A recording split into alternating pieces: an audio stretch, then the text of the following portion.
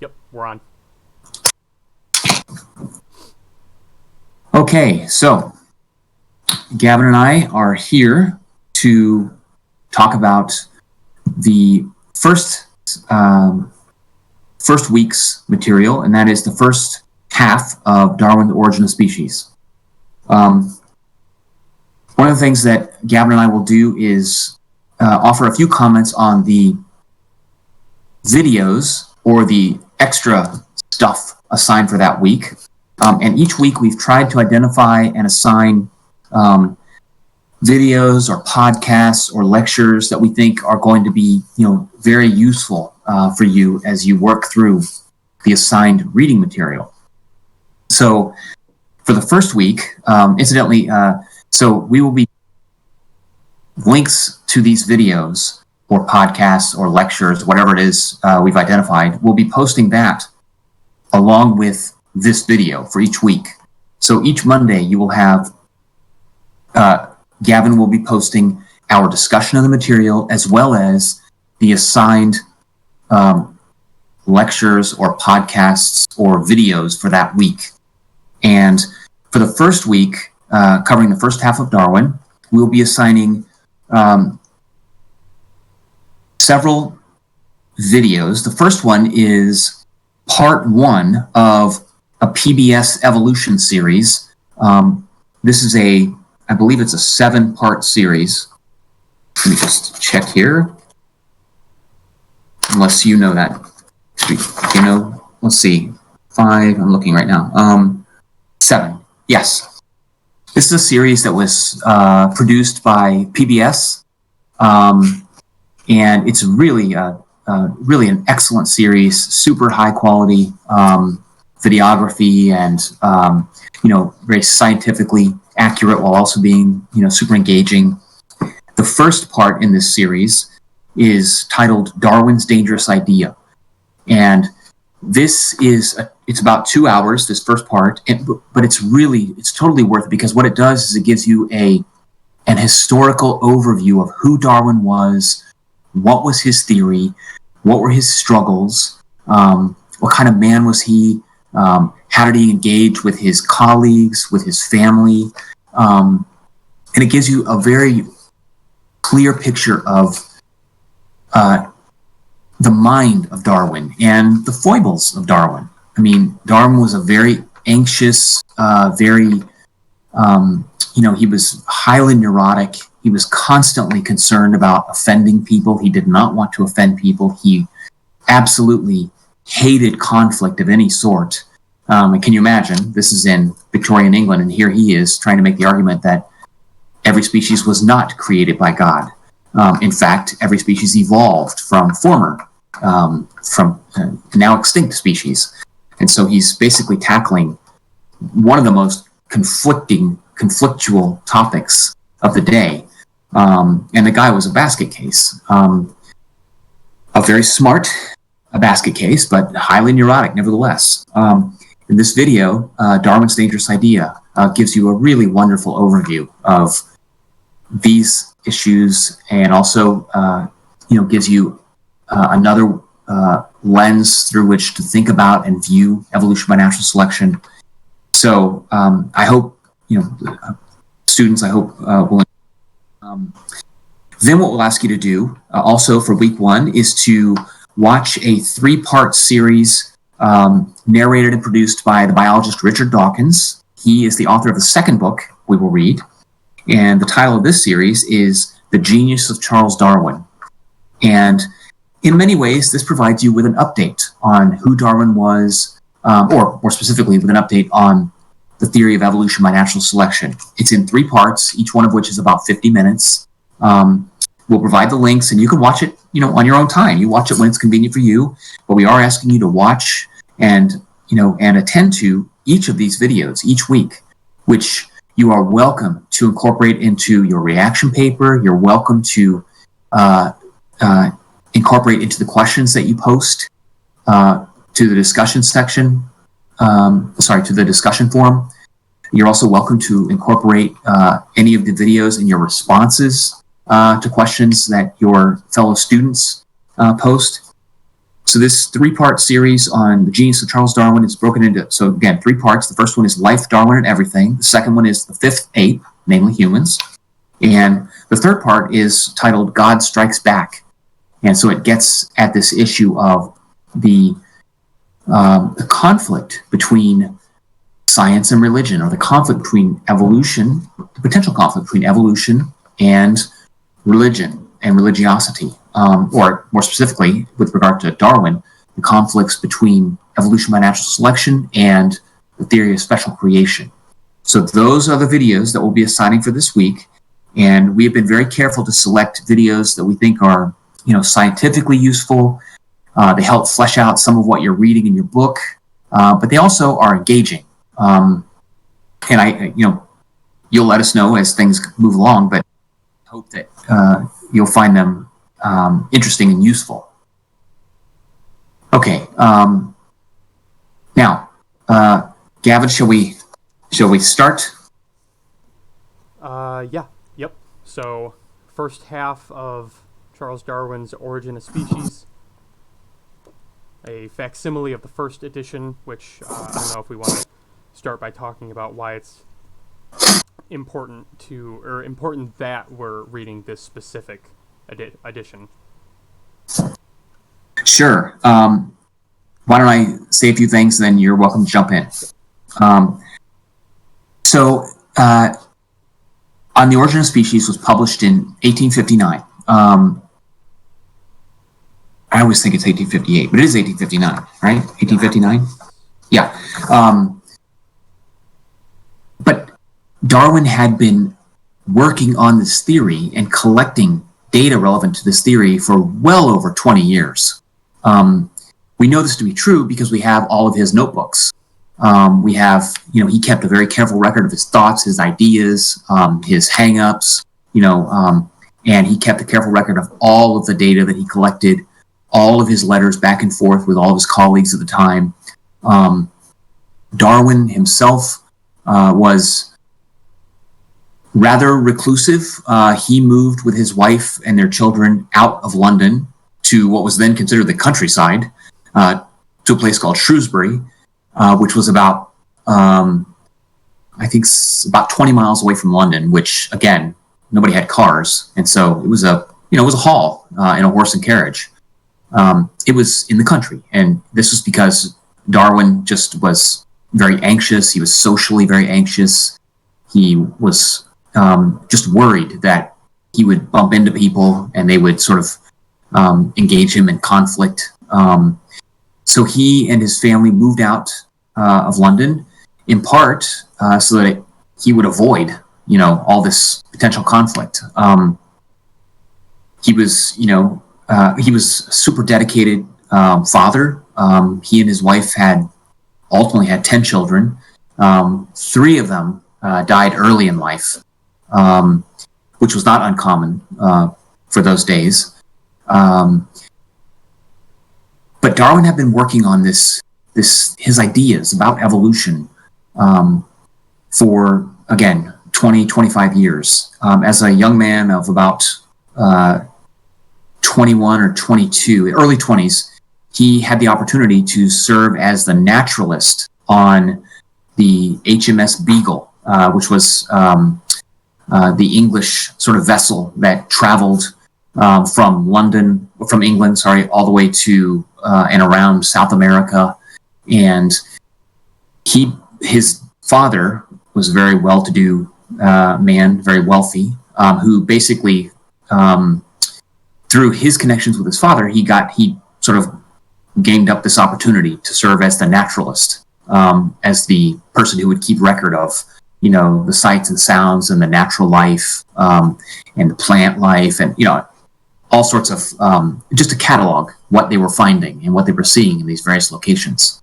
At that time when Darwin left, he was a creationist, like everybody else was in his day. He learned that all life was created in its current form by God. That is what is meant by special creation or independent creation. Every species was created in its current form by God and was immutable. That is, was never changing. what God created was considered to be perfect. I mean, it was created by the perfect mind of God, and God didn't make mistakes. And so the argument was every species existed in its form because that's the way God wanted it to be. There had been rumblings for many years, I mean, dating back to the Greek philosopher Anaximander, dating back 2,000 years of discussions and sort of rumblings of change over time in species. People generally didn't use the word evolution, but change over time. And this was, so Darwin wasn't the first to sort of make the case that species changed over time. Many people before him had made this case, including his grandfather, Erasmus Darwin, who was a very famous scholar and poet.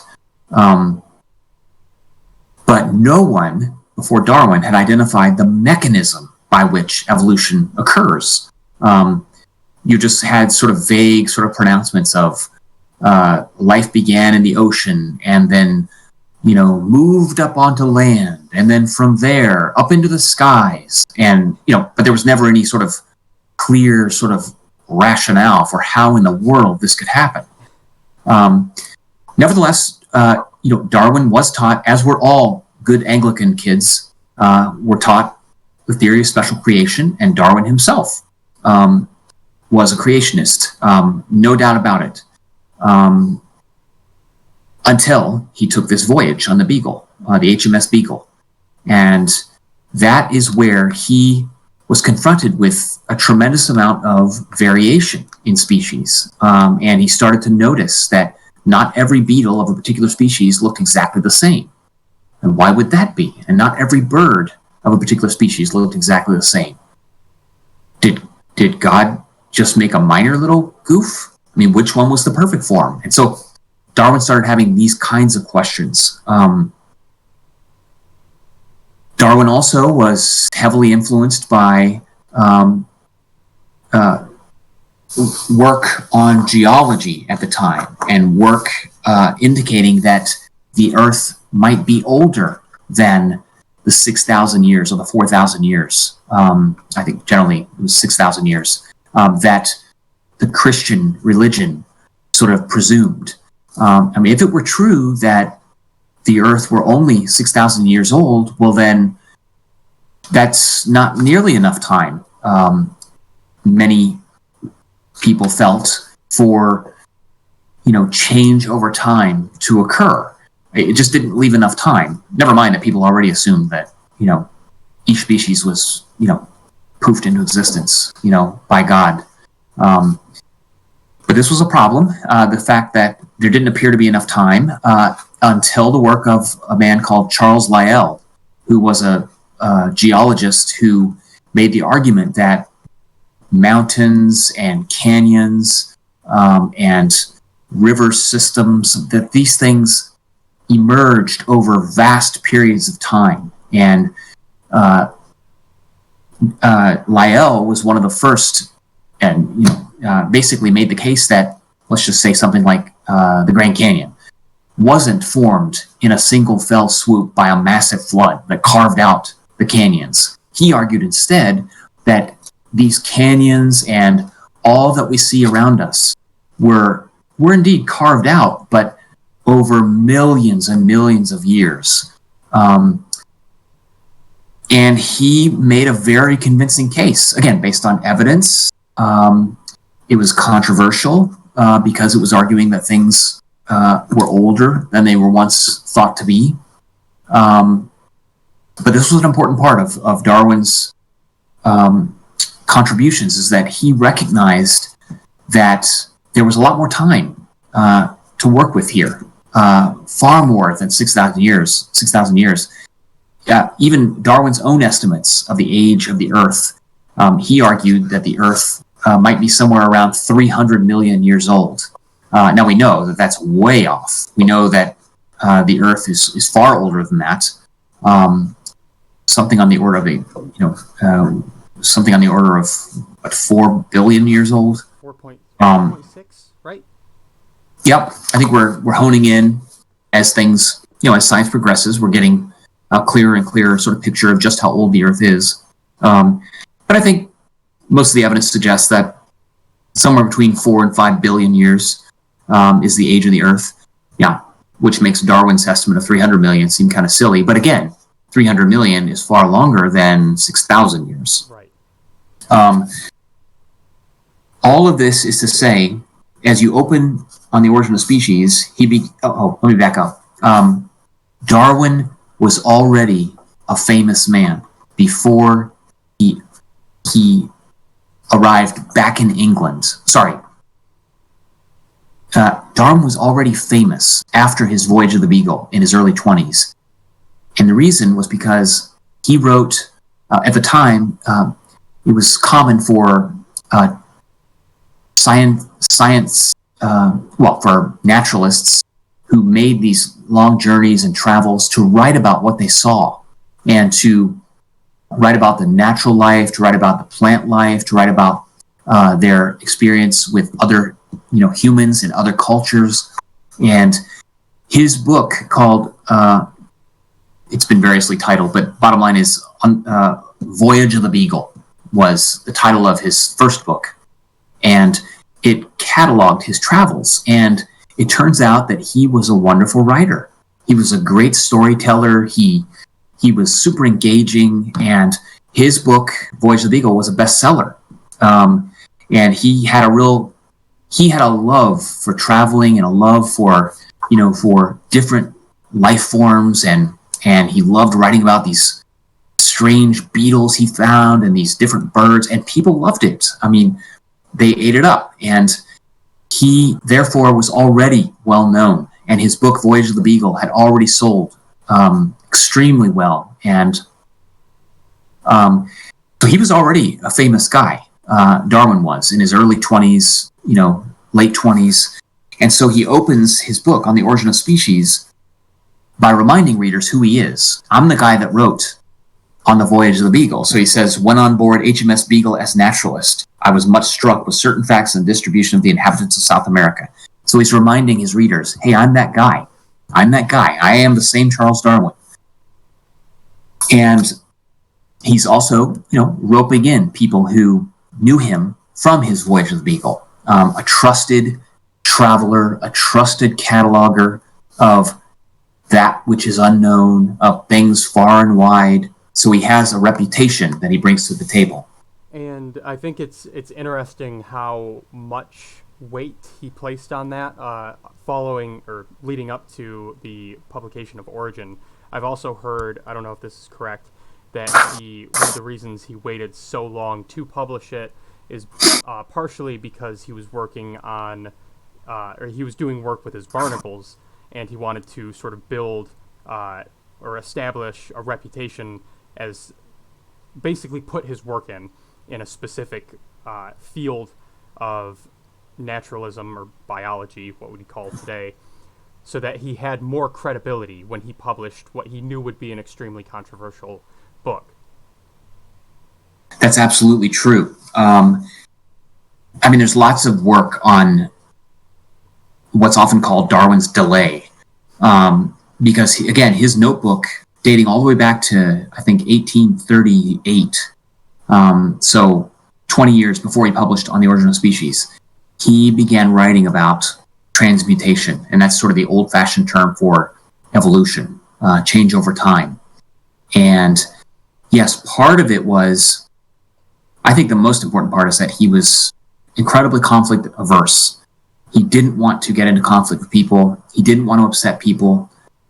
He didn't want to offend anyone, most especially his wife, who was very religious, who was an evangelical Christian. He didn't lie to her. He told her how he felt and he told her what he thought, but it really caused him great distress. He didn't want to be in conflict. So part of it was, his delay was just avoidance, conflict avoidance. Part of his delay also was that he was obsessive. He was an obsessive cataloger of facts. And he knew that he was playing with fire. He knew that to argue against creation was to argue against a pinnacle of the Anglican Church, a pinnacle of Christianity. And he knew that he better have his ducks in a row. He better have every I dotted and every T crossed. And he also, one of his colleagues made an offhanded comment to him in a letter saying, really, people shouldn't be talking about this stuff unless they've spent the time studying, at least one species really, really intensely. And so he used that, and he said to himself, oh my God, you're right. I gotta really study one species for a long time and know everything about them before I can have the wherewithal to actually propose and to introduce my new theory. And so, yes, as Gavin just mentioned, Darwin spent 8 years studying barnacles, meticulously, dissecting them, studying everything about them. And as a matter of fact, he wrote 4 volumes on barnacles during an 8-year period. Importantly, he was awarded the equivalent of a Medal of Honor, a science award, the biggest science award from the Royal Society for these barnacle books. And this was all part of his, he liked doing the work, he enjoyed it, but this was all part of his bigger plan. He wanted to bring an unbreakable reputation to the table so that when he presented his theory, people couldn't say, oh, you're just a crackpot, or you're just some 2-bit amateur. You don't know what you're doing. Here he came to the table with Royal Society awards, a successful best-selling author of a travelogue. And so he was trying to get all of his ducks in a row so that people would attend to his ideas, attend to his theory, and not just sort of write him off as, a 2-bit crackpot. That's important because just a few years before he published Origin of Species, a book was published called Vestiges, something like Vestiges. Darwin will make reference to it, but it was a real crackpotty sort of 2-bit theory of how species evolved over time. And it was published anonymously. We know now who the author was, but it was beautifully written, but it was just, very, it was a lot of cockamamie stuff in there and a lot of goofy stuff. And it wasn't really strongly built around science. It was just basically a bunch of ideas about how species change over time and they're not immutable. And God didn't create species, in a perfect form. This book, unfortunately, was, I don't know, depending on how you see it, it was a wildly, it was a bestseller. It was considered, it was like people like to buy stuff that's considered, dangerous. That's what happened is this guy published this book called Vestiges, and it was just, it was not well-researched. It was not based in science. It was just basically a lot of, thumbing your nose at religion and at the Anglican Church. And this just freaked Darwin out to no end. He thought, well, there it is. Now I can never publish my theory because people will think I'm crackpotty just like this guy. Right. And so that caused him another, 6 or 8 years of delay. So you can see that Darwin, it's very important to Darwin that he be perceived as a legitimate scholar, as someone who cares about the facts, who cares about, the clarity of his writing, who cares about his reputation, who's not interested in fighting just to fight, but wants to find the truth. And so that's how the book, he sort of sets up the introduction. And what he does in the first few pages of the introduction, and incidentally, the introduction to Origin of Species is not, that is what we mean in the syllabus by introduction, not the introduction that was contributed by Ernst Mayr, who is a very famous biologist who only recently died just a few years ago at the age of 100. Wow. But he wrote Ernst Mayr's introduction. We haven't assigned. Of course, you're welcome to read it. But by introduction, we mean the introduction to the Origin of Species as written by Darwin. And what he does in the introduction is basically sets the stage. Okay, he sets the stage for what he's going to be writing about, what he's going to be discussing. And he sort of lays his cards on the table. Right there at the end of the introduction on page 6, he states, in no uncertain terms, what he says is,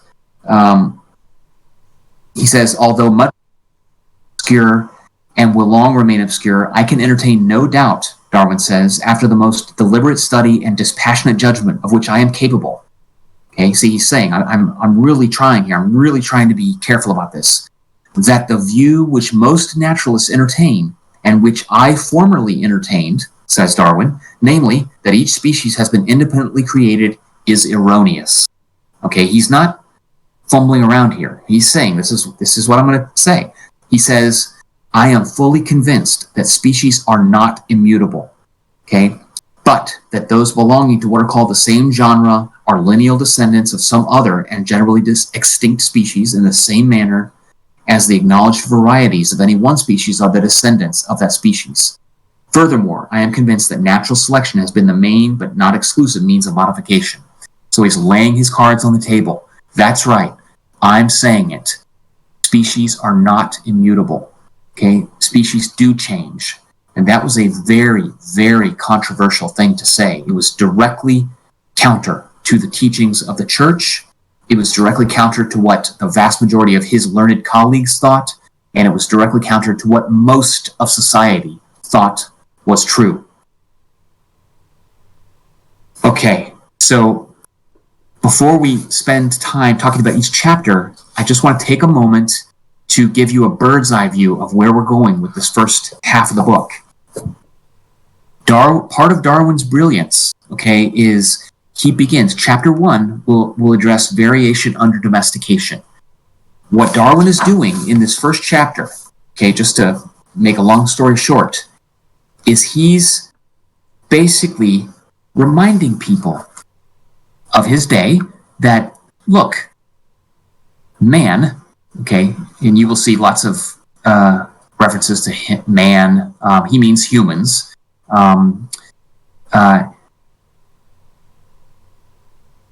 He knew, all of society knew, that humans domesticated many species, plant species, animal species, and so what he wanted to do was to remind people, by the hand of man, okay, we have changed many species in a very short period of time. And he said, think about dogs, okay? Look at all of the various types of dogs that we have, from, the Pekingese to the Great Dane to the Bulldog. These are all artificially selected species. We humans have selected for these species. We have built these species. We have built these dogs with these particular abilities or these particular habits from species. From, at the time, he argued that there were probably 3 ancestral species: jackals, wolves, and maybe foxes. I can't remember. We know now that all dogs evolved from wolves, but so Darwin was wrong on that point. But the point is, we knew, he knew, we all knew, all of society knew that dogs in their varied forms today had been artificially selected by the hand of man, by affecting which dog breeds with which other dog. And we had created different breeds of dogs. And so he's saying, look, we have done this with our own hands. We humans have artificially produced these many different species of dogs from a common stock over just a few hundred years or a few thousand. And not just with dogs, but with pigeons. Pigeon fancying was a huge pastime of the learned folk of the day. And so, if you were anybody, then you had pigeons. And pigeon fanciers, pigeon breeders, were well aware that all pigeons, from tumbler pigeons, which are these very strange breeds that were artificially selected to do just that, tumble. So they would fly for a period of time, but then part of what had been selected into pigeons, this particular breed, was to tumble, to do a somersault in mid-flight. These pigeons had been artificially selected from ancestral pigeons, and we know that, and pigeon fanciers and breeders of the time knew that these pigeons had all been selected from a particular species. I believe it's the rock rock pigeon. I can't remember the name at the moment, but anyways, there's a clear record. It's not like it's based on hearsay. There's a clear record, a documented record of all of these many different species of pigeons having been bred from a single ancestral form. And so he said, look, we are doing this. We have done this. Humans have artificially selected for all these different pigeon breeds from an ancestral form, all these different dog breeds from an ancestral form, all these different types of cabbage from an ancestral form of cabbage. And we know that, and we knew, and he knew, and everybody knew that broccoli and cauliflower and Brussels sprouts were all artificial products. They were bred from wild cabbage. Broccoli is an artificially selected product, as is cauliflower and Brussels sprouts. And so he was basically saying, he was reminding people how much we knew about artificial selection, about, I don't know if it was called artificial selection in his day, but about breeding. And people could do this. We can mold a species into a form that we wish it to obtain, that we wish to build, okay? If we are careful about which plant, breeds or which dog breeds, then over time we can produce a dog with very short legs, a dog with very long ears, a dog that runs very fast, and so on. And he's saying, and so he reminds people of that in the first chapter about variation under domestication, okay? And then he says the same thing is happening in nature, that there is variation in nature, just like there's variation under domestication. Not every dog is exactly the same. I mean, if it were, then we couldn't have bred the dogs that we know that we have bred. Same with pigeons. If every pigeon was exactly the same, we could not have bred tumbler pigeons and, crested pigeons and pigeons with feathers that go in reverse and all sorts of things that humans have done. And so he's making the argument, a similar situation holds in nature, okay? Only there is no breeder. There need not be a breeder. Some variations will lead to greater reproduction, will lead to greater survival, and whatever those traits are will be passed on from parent to offspring and will be more prevalent in the next generation. Over time, that can build tremendously complex adaptations. And in fact, it can build new species given enough time.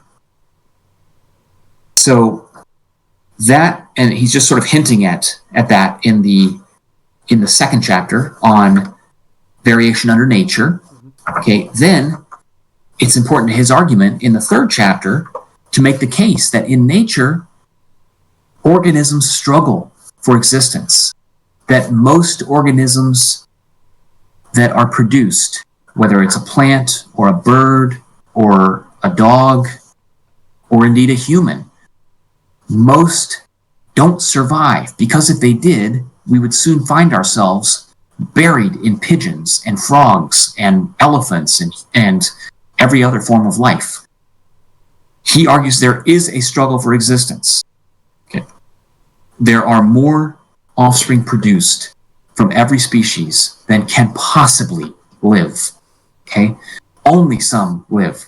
And those that live are those that have the traits by happenstance that made it possible for them to survive and to reproduce and to pass on those traits. Do you want to stop and add anything at this point yet? No, I was going to let you go through the rundown of each chapter before we dug in. That's all right. Very good. Yes, that would be good.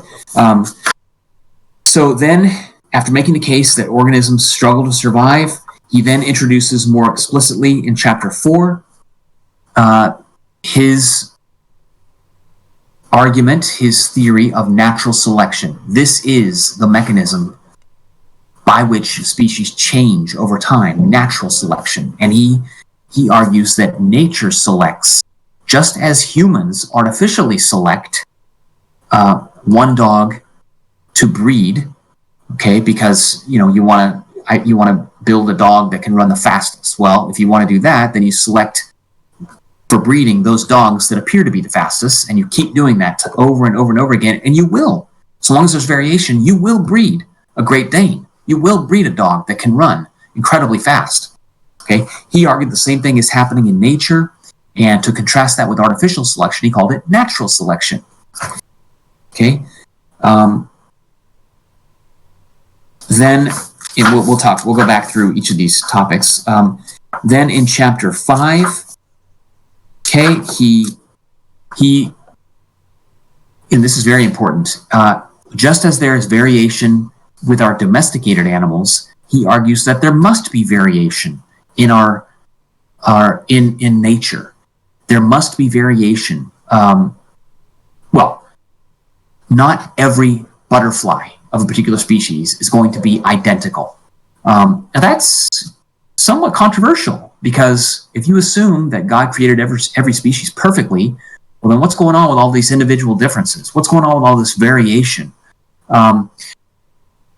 He wanted to make the case very clearly that there is variation. And he documents that variation across a variety of different species in this chapter. And not only that, but he argues that this variation is heritable, that the variation in a parent, having a lengthier tail, for example, many of these traits are heritable, which means they're passed on from parent to offspring. Now, Darwin himself had no idea how this worked. He didn't know about genes. He didn't know how traits got passed from parents to offspring, but he knew they did. And he wasn't alone. I mean, many people recognize that parents transmit traits to offspring. He was simply reminding people that this also must be true in nature, not just among our domesticated animals. And to that extent, if that is true, well, then that's grist for the mill of natural selection. To the extent that there was variation in nature and that some of that variation is heritable, that's what you need for natural selection to work. You need variation. You need for some of that variation to be heritable, and you need for some of those heritable variations to have an impact on the likely survival and reproduction of individuals. Okay? The final piece of that puzzle is that you need there to be a struggle for existence. You need it to be that not every individual can succeed. So if you put all these puzzle pieces together, natural selection is the inevitable outcome of life for every species. Not every individual of every species can possibly succeed equally well. There's not enough space. There's not enough room. So in that chapter 5, then, he goes through some of his thoughts on variation, the laws of variation, and he's very forthcoming about what he doesn't know. And many people argue this is one of the most difficult chapters, because he actually, and by his own admission, doesn't know how this works. It does work, but we didn't know about genes until several decades later, or we really didn't know about the structure of DNA until about 100 years later. Right. So there's something to be said for, Darwin's prescience in recognizing that, the fact of variation and heritable variation. He knew it had to work, but he didn't know how. Chapter 6, I think, to Darwin's credit, he tackles difficulties with his theory. I mean, basically he's saying, all right, here are the major problems with my theory. Here are the major issues that I am aware of. And that's, it's important. I mean, he's trying to beat his critics to the punch. He's trying to say, look, here are the problems with my theory. Here are the stumbling blocks. But in every case, he argues none of these are fatal. And I think he's right. He makes a compelling case that none of these problems, although they are problems, are fatal. But I think it's worth noting that he is very explicit about the problems and the difficulties, as he says. And so that's chapter 6. And finally, for this first half, he addresses in chapter 7 instinct. And basically, he outlines the difficulties for his theory in chapter 6, and he breaks these difficulties into sort of 4 components.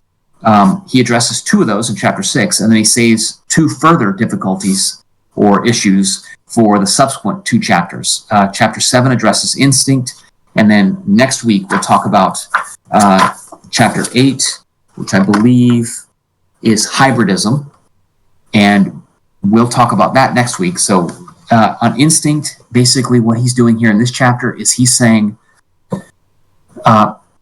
he is acknowledging that, well, he's conceding that one might get the sense that he's arguing that instincts themselves must have evolved. If you're arguing that wings evolved and beaks evolved and these physiological traits evolved, are you, Darwin, arguing that brains evolved, that minds evolved, that instincts evolved? And he's saying, yes, I am. Instincts too evolve. That is, compulsions to behave in a particular way also evolved. Complex adaptations of the mind also must have evolved. They can't have poofed into existence fully formed. Okay, so talking about instincts such as the cuckoo's instinct to lay its egg in another bird's nest. He argues it can't, it's a complex series of behaviors that can't possibly have poofed into existence, all fully formed. Instead, just like with physiological traits, just like with the eye or a wing or, a heart or any other complex adaptation, psychological adaptations, instincts, mental adaptations also must have evolved gradually. And he takes us through several examples of how instincts too must have evolved gradually. And so, this is a difficult problem, but it's one that he, I think, addresses successfully, but we'll get there. So that gives us a good overview of where we're going. So why don't we circle back around and begin then with his introduction. Okay. So I don't know if Gavin, if maybe you want to say a few things on the introduction. Gavin and I have not pre-planned what we're going to say. We thought it might be useful for you students to hear us sort of talk through a lot of these issues. Again, with our own backgrounds, bringing our own backgrounds to the table, and sort of our goal for this book and for every book, to be honest with you, is not that you learn the details of what Darwin wrote about or what Dawkins will write about. Instead, what's very important to us is that you get the big picture. And so we will not belabor details at any point, but instead try to keep you and us focused on the big picture sort of issues. Okay. Yeah, please. So one of the things, if we are going to start with the introduction, that might be sure important to mention is that, we did spend a lot of the beginning of this video talking about Darwin himself, who he was, his hang-ups in publishing this book. And, it might seem to some of the students watching this a bit, maybe a bit fanboyish to obsess over those details, but really I think it is important in understanding a lot of the context of this book, and therefore a lot of the book itself. I think all of that is extremely relevant, and you can see some of that in the introduction, as Dr. Shackelford mentioned, reminding people that he is the guy who wrote The Voyage of the Beagle, Yep. sort of to give himself that starting edge, that little bit of credit going forward before he, eventually leads up to the end of the introduction, where he does sort of drop that bomb, that controversial statement that species can and do change over time. And yeah. Yeah, he's doing some work up front here to make sure that he's asking his reader to give him an opportunity to explain himself. Please give him an opportunity to provide the arguments, provide the evidence for why he thinks special creation is wrong. that is for why he thinks species have changed over time, why transmutation, as he refers to it in several places, did occur and has occurred. So, the truth is, we're going to have to rely also on the questions that you as students post to help iron out where there might be difficulties or problems. I imagine that each week we'll spend a few minutes talking about questions and issues that came up in the discussion forum or in the responses to questions. So we'll always track back, on the questions that you guys have, and then address those issues as we can before moving forward with the next assignment, with the next set of assigned readings. So, shall we move to chapter 1 then? Yeah, actually, hold on. Okay, so, we're back. I did want to say, so now moving into chapter 1, on the same topic of Darwin, really sort of, I guess, gradually working his way up to stating his theory. He starts the introduction by crediting himself, reminding people who he is, but then he also starts chapter 1, and I struggled with this the first time I read it, talking about variation under domestication, and for me, my first reaction to that was, why start here? It seems like sort of a convoluted place to start with the theory, and I went in with the head of, thinking it sounds like you're trying to apply your theory first to this pre-established concept of domestication and domesticated species, instead of first laying out the theory and building from there. And after I had read the chapter and when I had looked back on it a little bit, I appreciated more so what he was doing, which I think was saying to a scientific and possibly a general audience, listen, we all agree that variation occurs in domestic species and that these species have been domesticated, meaning they had a wild morph at one point that we changed by selectively breeding certain traits.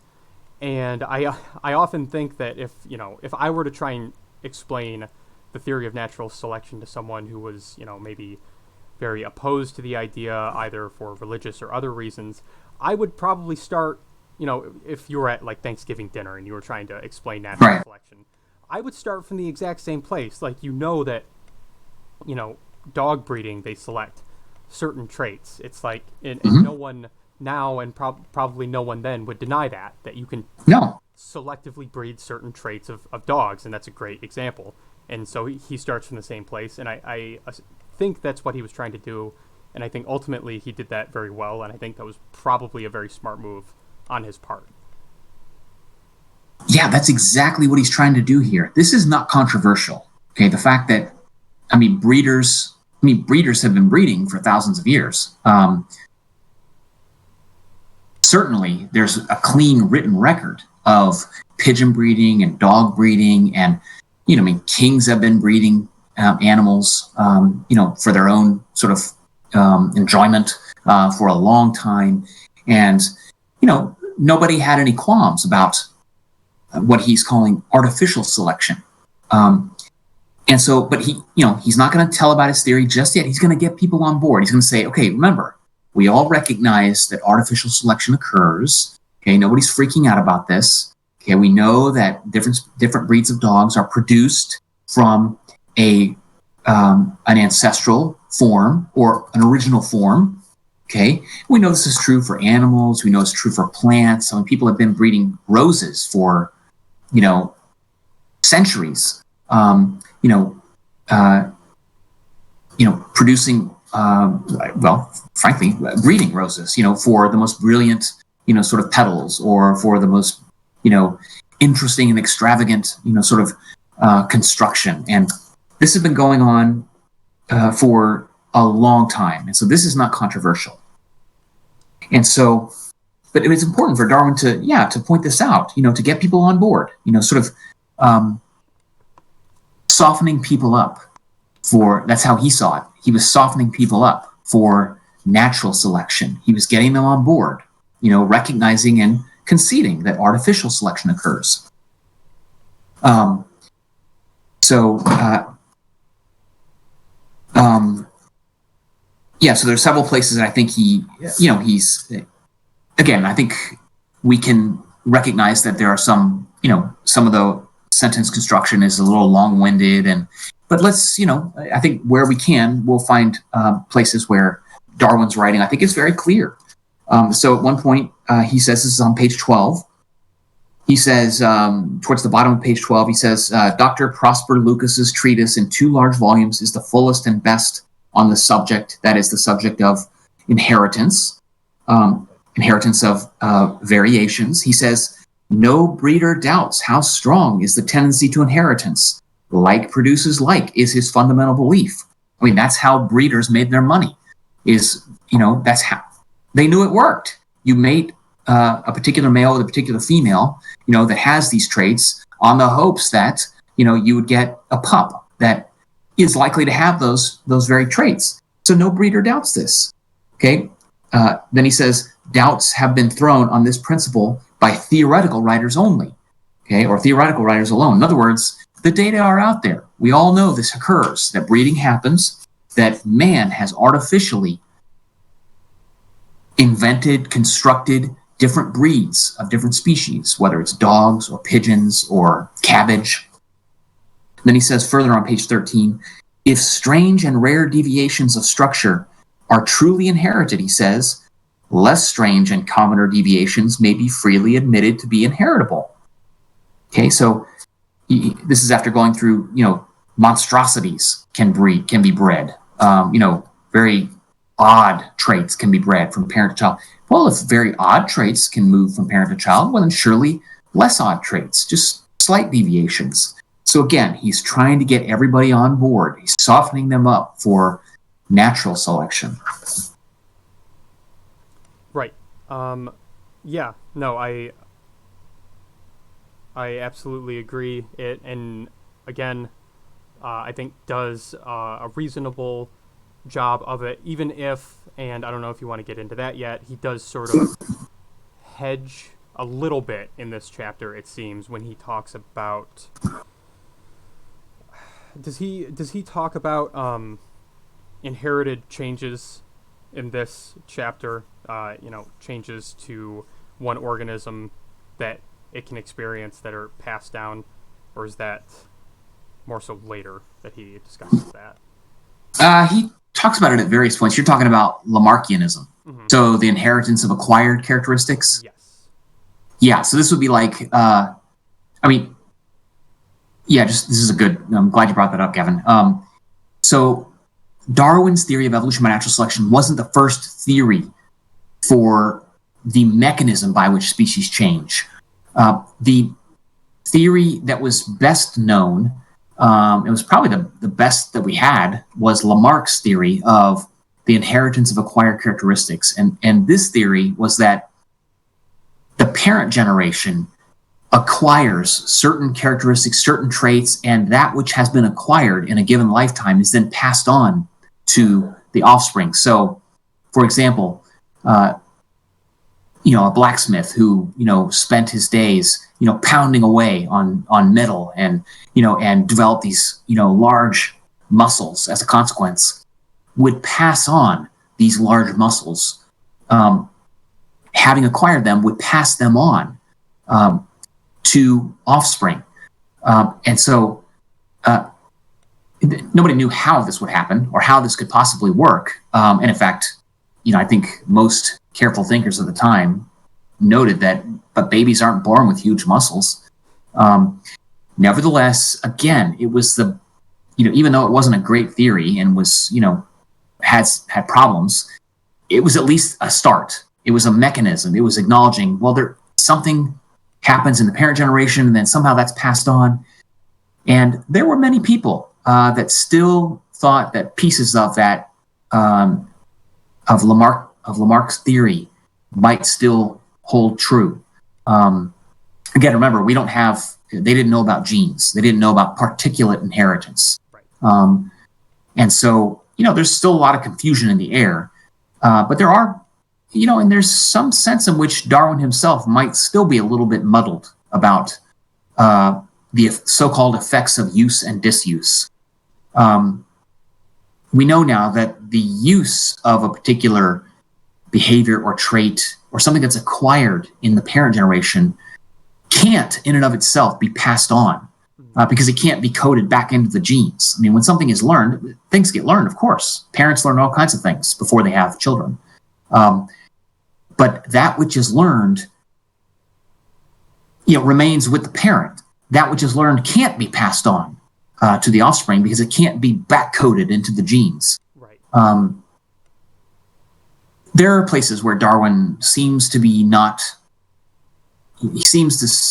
be totally clear on that. And it's not clear whether he's really not clear or he's simply trying to bring into the fold Lamarckists, those who are steeped in, Lamarck's theory of the inheritance of acquired characteristics. And there's disagreement in the literature about, is Darwin just playing another one of his, is he working to try to bring on board Lamarckians, or is he actually not clear about the effects of use and disuse? He gives the effects of use and disuse and the inheritance of acquired characteristics. He gives this a bit part in evolution by natural selection. He says it's not impossible, but he really doesn't give it a major sort of place. But Gavin is absolutely right. There are places where he makes reference to use and disuse, and he will continue to do so. And in that sense, it's Darwin is wrong. He's wrong. He's wrong enough to know that he doesn't even know that he's wrong. To his credit, however, he recognizes that this can't be the main explanation for change over time. It can't be, for reasons that we'll get into. And I do want to say I got caught up on it a lot in this first chapter because I think he gives it a little bit more weight here than he does later. So he does talk about, I have a note to myself on page 10 about him attributing, on the one hand he says the environment should have comparatively little influence on variation in organisms, but also credits the structure of duck bones and the floppiness of cow ears to disuse in the domesticated versions. And I did sort of wonder, even when I was first reading it, is he just, trying to appeal to a wider audience by doing that? But then later, I think when he talks about use and disuse in the eyes of underground or cave-dwelling creatures, he sounds a little bit more like, it's just not, it's allowed to disappear because of disuse because there are no selective pressures, which still isn't really completely on the money, but it's a better explanation, and he gives it a little bit less importance or weight than he does here in chapter one. Yeah, or 2, you mean? Oh no, it is chapter 1. You're right. I'm sorry. Yeah. I think you're right on, and I think I think Darwin is either unclear about the importance of use and disuse and the inheritance of acquired characteristics, or he's trying to appeal to Lamarckians, who at least, as far as he's concerned, at least acknowledge that it's possible for species to change. Remember that his main opponent is the theory of special creation, the theory that species were poofed into existence, okay, as written in the Bible, out of thin air. At least from his perspective, Lamarckians are recognizing that things didn't poof into existence. Right. And so he considered them allies in that sense. And so he didn't want to hammer away too hard at them, because they were at least acknowledging that it was possible for species to change. And I don't think, and again, not knowing about particulate inheritance, not knowing about the transmission, of genes, he, although he was unclear, well, that was just it. He wasn't clear about exactly how this happened, and he couldn't, totally rule out, the effects of use and disuse. I mean, there are real effects of use and disuse in any given generation, but the question is, are those inherited? Are those passed on? And, Darwin didn't think they were, probably, but couldn't rule it out. He could have ruled it out had he known about modern genetics. Right. Because we know now that there is no way for learned behaviors to be transmitted to offspring, because that would require the learned behaviors being backcoded into the genes and then the genes being passed along. And there's no workable mechanism for that to occur. Mm-hmm. Okay. So in the remainder of this chapter, what he does is he takes you through, he loved pigeons. He himself bred pigeons. He had, at any one time, somewhere, between 80 and 100 pigeons on his land, and he actively engaged in breeding them. And so he could speak from experience, and that's important. He could speak from his own experience, what he found, what he did. And then, of course, he's always relying on, he also, makes reference to what previous people have written about pigeons and pigeon breeding. And so he uses the example of pigeons. And what's interesting about pigeons is that there is a very clear record of pigeon breeding from the ancestral rock pigeon all the way to, in Darwin's time, the current, several dozen breeds of pigeons. It was widely acknowledged by breeders who themselves, let's just presume, were creationists. Nevertheless, they were all aware that all these different breeds were produced by man, by humans, shaping pigeons, the rock pigeon, the ancestral rock pigeon, into the many different forms of pigeon that existed during Darwin's time, from tumbler pigeons to the short-beaked pigeons to the long-beaked pigeons, to the pigeons with reversed feathers.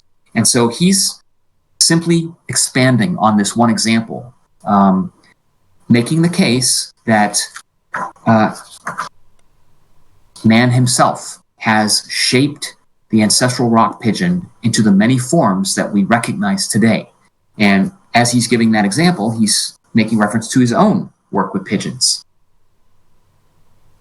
So I think what he's doing is he's, again, getting people on board with the power of directed selection of particular traits in particular individuals, and the fact that one can breed particular characteristics into a species, okay, if you attend closely to what you're doing, which is what pigeon fanciers had been doing, okay, for arguably, a couple thousand years, certainly, many hundreds of years. And I think here and elsewhere, he really does, again, to, I think, more to further hammer away his point, to build just a mountain of evidence in defense of his theory that this is what's going on. Talking about the lineages of different breeds of pigeon, and he goes on about pigeons in other chapters to say that certain traits from ancestral species can pop up in later domesticated species, to further prove that, not only can selective traits be bred, but, they do descend from a common ancestor from which the rest of the species came from, by selecting certain random variations and selectively breeding those until they became a distinct species. That's right. He does make reference to, how in pigeons, so rock pigeons have this particular banding, color bands on their wing, on the underside of their wings. And it's not at all uncommon in breeds of pigeon that derive from these rock pigeons, which don't have bands normally. In fact, maybe an entirely different color. Occasionally, those bands will pop up, and why else? Well, you could argue, well, that's because that's the way God wanted it. Then that begs the question of, well, how do you know that? And why would God want that? And I think the more parsimonious explanation is this is evidence that this species is descended from an ancestral species. It's a very parsimonious explanation for why you would see these recurrent features popping up now and again. And at one point, there's a couple of places I think are Darwin is particularly clear. So I'm looking actually at page 30. And so he's talking about pigeons, and he's sort of making the case that all pigeon breeds had descended from, the rock pigeon. And it's not his argument. This is people sort of appreciated that at the time. And he's saying, let me see if I jump in at the right point here. At the bottom of page 30, he says, we cannot suppose that all the breeds were suddenly produced as perfect and as useful as we now see them. Indeed, in several cases, we know that this has not been their history. Okay? And he's just gone through the business of pigeons. And he says, the key is man's power of accumulative selection. Nature gives successive variations. Man adds them up in certain directions useful to him or interesting to him, right? In this sense, he may be said to make for himself useful breeds. This is artificial selection. This is what he's saying. Right. Over time. And this is how it happens. I mean, tumbler pigeons were not produced in one fell swoop in one generation. Somebody got the idea, of producing a pigeon that tumbles multiple times in a given flight. But this is something that had to be selected into pigeons over multiple generations. Right. Okay? Then he goes on to say, on page 31, breeders habitually speak of an animal's organization as something quite plastic, which they can model almost as they please. Okay, and again, he's not saying I say this, he's saying breeders say this. Right. Breeders of dogs, breeders of cabbage, breeders of pigeons. Okay, it's as if they can mold it to get it to do what they want. What they need is the variations. They need to select those pups or chicks that have those traits that they're looking for and continue to do that, and they can produce, something like a tumbler pigeon or something like a bulldog, from an ancestral dog.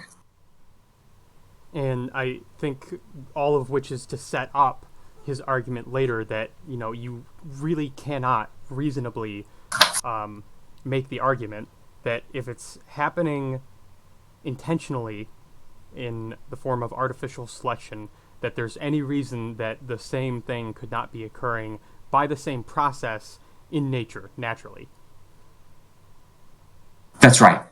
So long as there's variation, that if there are variations in nature, individual differences, there's a struggle for existence. Not every single individual will succeed.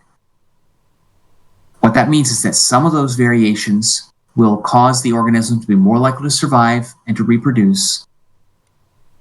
Traits will then, by that fact, be passed on to the next generation and will be overrepresented in the next generation. Okay, whatever those traits were. Okay, we know that not every individual can succeed because every species reproduces more than the environment can possibly sustain.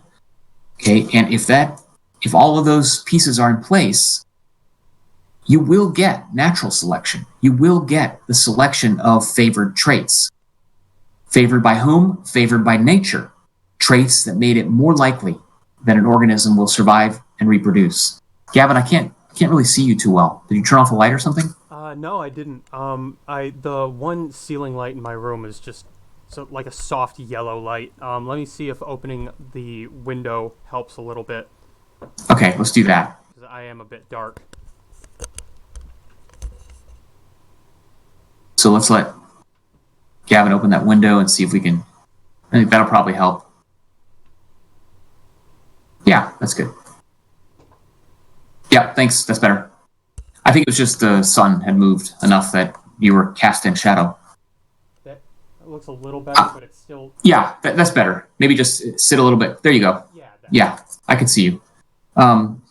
Okay, so now, what, speaking to the students, one of the things that's, I think, generally super helpful is at the end of most of his chapters, Darwin offers a summary of what he's argued in that chapter, sort of summing it up. And he does that for chapter 1, and this begins on page 43. Okay, he says at the top of page 43, to sum up on the origin of our domestic races of animals and plants. He goes on to give you the summary. He says, on that page, I've underlined the phrase in the middle of the page there. He says, when in any country several domestic breeds have once been established, their occasional intercrossing with the aid of selection has, no doubt, largely aided in the formation of new subbreeds. But the importance of the crossing of varieties has, I believe, been greatly exaggerated, both in regard to animals and to those plants which are propagated by seed. He goes on to say, over all these causes of change, I am convinced that the accumulative action of selection, whether applied methodically and more quickly, or unconsciously and more slowly, but more efficiently, is by far the predominant power. Okay, in other words, he's just putting a pin on it. He's saying, to the extent that we have different breeds that we recognize, these have been fashioned at the hands and at the whim, oftentimes, of humans. So that's what he's done in chapter 1, is said, this is happening at the hands of human intervention. We know that this is happening. And as Gavin indicated, what he does in chapter 2 it says, there's no rational or logical reason to think that the same thing isn't happening in nature. That is outside of the direct intervention of humans. Okay? Why don't we move to chapter 2 then, Gavin? Yeah. Yep. So variation under nature. So begins extending those ideas from an artificial sense to a natural sense, or a natural setting. Right. And I guess most importantly, one of the things that that's really important for Darwin to document is that there is, in fact, variation in nature. Not, again, I don't know if it was the last video chat or this one, but it is simply not the case that every robin is identical, or that every horse is identical, or that every, poison ivy plant is identical. There are individual differences. There is variation. But you can see that he needs to establish this. He needs to establish that there is variation, because otherwise his theory is doomed. If there's no variation, if God has created every instance of a pear or every instance of a chimpanzee identically, well, his theory is going to die because there's no variation on which to work. Okay?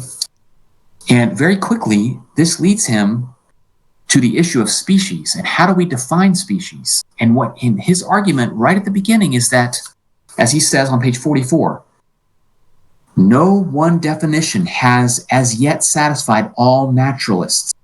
Okay, that is definition of what a species is. Yet every naturalist knows vaguely what he means when he speaks of a species. One of his arguments is going to be that there is nothing magical about a species, that there's plenty of blurring. Is something a species? Is it what is still, and what Darwin refers to as a variety? A variety would be, it's still the same species, but it just has enough differences that we call it something, we call it a variety. And it turns out that there's no hard and fast line that separates species from variety, or varieties from just an individual difference. And this is important. This is important because this is the state of nature, that while generally we can talk about species and we know kind of what we're talking about, as do all naturalists, they basically agree there's something called a species, but there's no single consensus definition. There wasn't in Darwin's time, and there isn't today, a definition that everyone can agree on. But that's exactly what you would expect to see if evolution by natural selection produced these different organisms.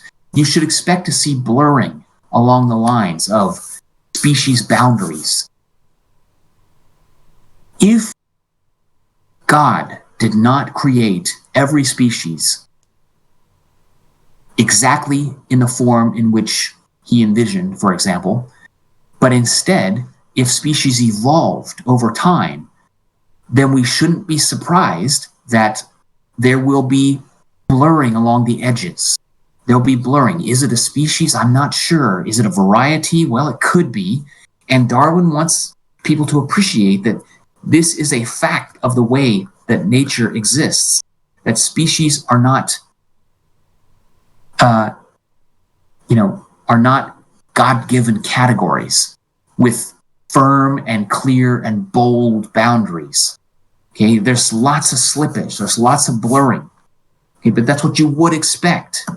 Okay, if nature operated in accordance with, natural principles rather than, the preordained vision of a god or gods mind or minds. And right? Yeah.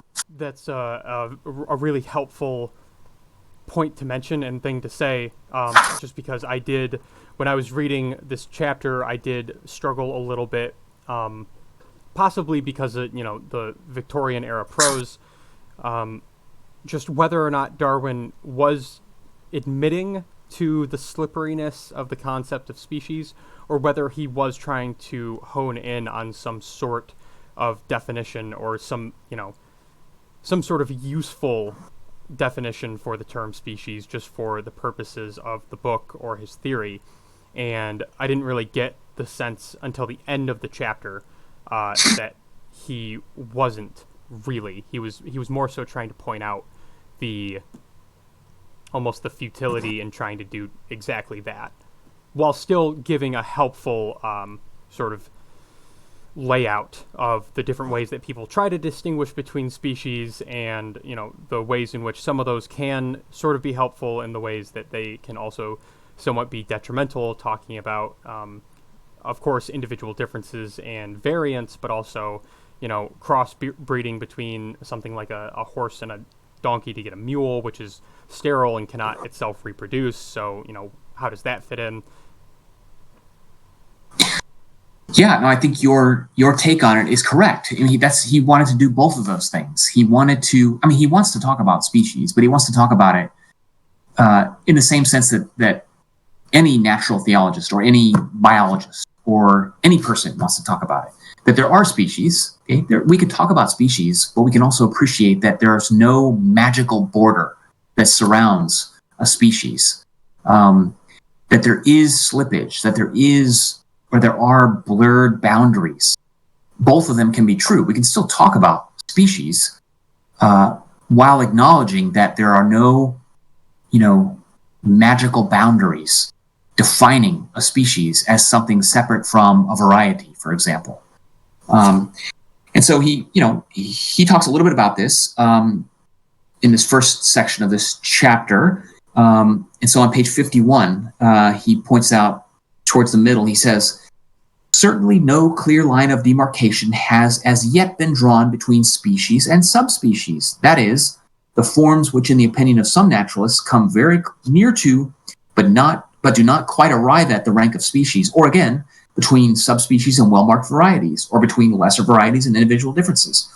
These differences blend into each other in an insensible series, and a series impresses the mind with the idea of an actual passage. So he's saying this is what we see in nature. We see these blurred boundaries. We don't see immutable, clearly defined species that you should see. I mean, if God created every species by special creation, then why don't we see, clear boundaries? Why do we see all of these blurrings? This isn't, his point is not to argue against special creation necessarily. His point is to argue that this is consistent with evolution by natural selection, with what we see in nature. Nature is not cleanly demarcated into the very species that we should expect to see if they were specially created by God. That is not what you see. And then he goes on to say, he actually asks a couple of naturalists to, tell him, or to basically identify, how many species of this particular plant. I think he asks these two super high profile, experts on plants. And he asks these two different experts to, okay, tell me how many species of plants you see in this group. And one says, well, I see 112 or whatever that person says. And then the other one says, well, I see 176. Well, how can this be? If you have two of our greatest experts asked to identify how many species of this particular, plant we might have, how can we get such wildly different numbers? I mean, that doesn't bode well for the argument that each species was created by God in the form that it has because that's what God ordained. Instead, you should see that there's this slippage. You should see that people can't agree. People argue, is it a species? I don't know. Yeah, it is. No, it's not. Yeah, it is. But that's what you would see if things were not if species were not poofed into existence with clear boundaries, then you should expect to see this slippage across these different categories. Does that make sense? Oh yeah, and but it does make me wonder, is this something that no one else saw as an issue at the time? And I know you mentioned earlier, or you made it sound as though Darwin's sort of initial stumbling upon these questions that led him to develop this theory were born out of his observations on the Galapagos and on the Beagle of all these different individual variations or individual differences within a species, and asking himself, well, how could this be? Is that really what sparked his sort of him being led to this theory? Was a need to answer that question, and was no one else trying to figure this out for themselves at the time? That's a great question, and I think that's part of the story. I think Darwin, yes, I think he was noticing that there was this variation, and he was noticing that even the experts, the professors at Oxford and at the greatest institutions of the day, they couldn't agree on whether a particular organism was an example of a species or a variety, that is, a subspecies, or whether neither was an example of a particular species, but just reflected individual differences. And he recognized this, and I think this was part of the inspiration for his theory, is his sort of consciously recognizing that there's an awful lot of slippage across these God-given species, these species that were supposedly, poofed into existence in perfect form as God decreed. And yet, there's so much blurring. I mean, what's going on here? One would have to conclude that God was making all kinds of mistakes right and left, right? To have this slippage. And, some Christians of his time conceded that. They said, well, God just made a few mistakes. And other people said, oh, no, God does not make mistakes. And so that's a different kind of argument to have. And Darwin sort of stepped back and said, well, wait a second. I mean, could it be that species weren't actually sort of specially created in a form according to which they never change? Is it possible that there has been some change?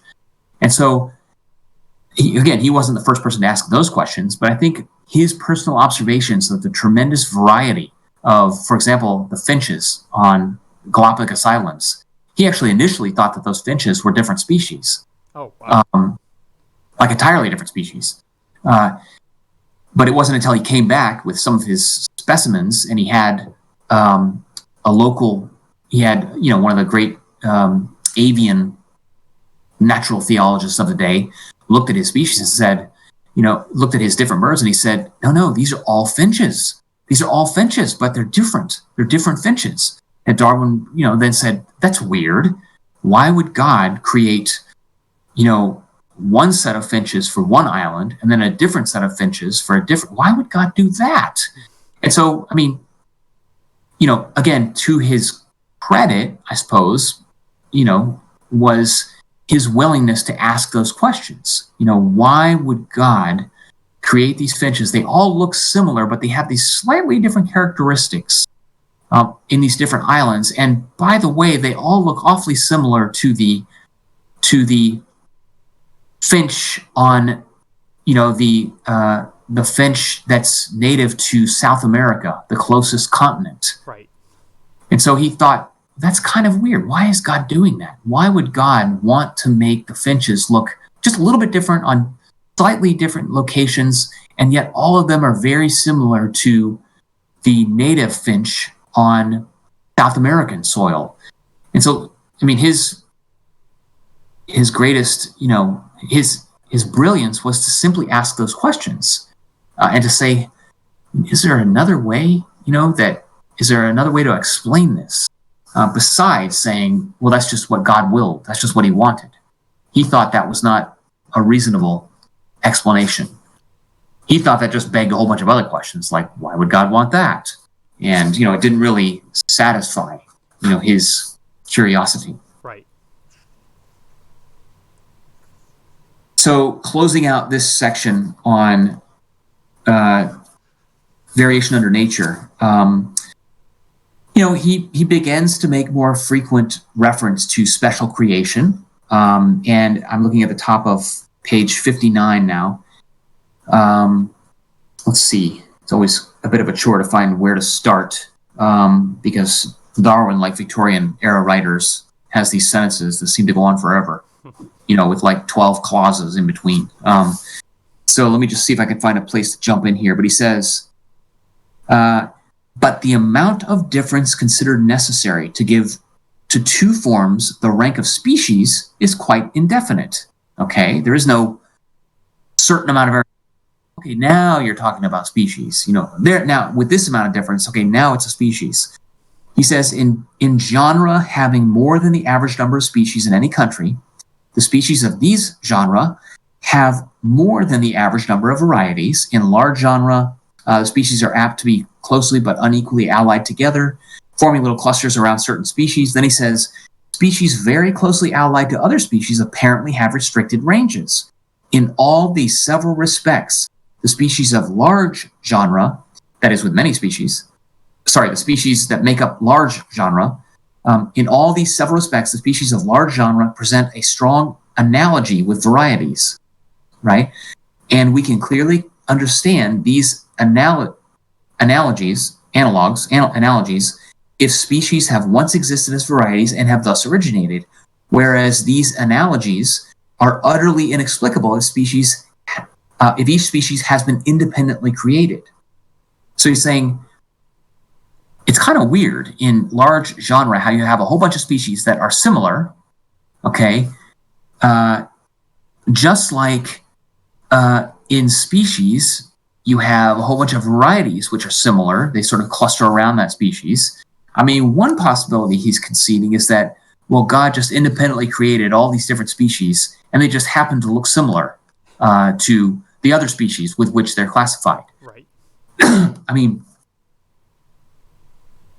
It's a bit taxing mentally to figure out why God was doing that. Why would God do that? Why would God make it seem as if all these species descended from an ancestral species?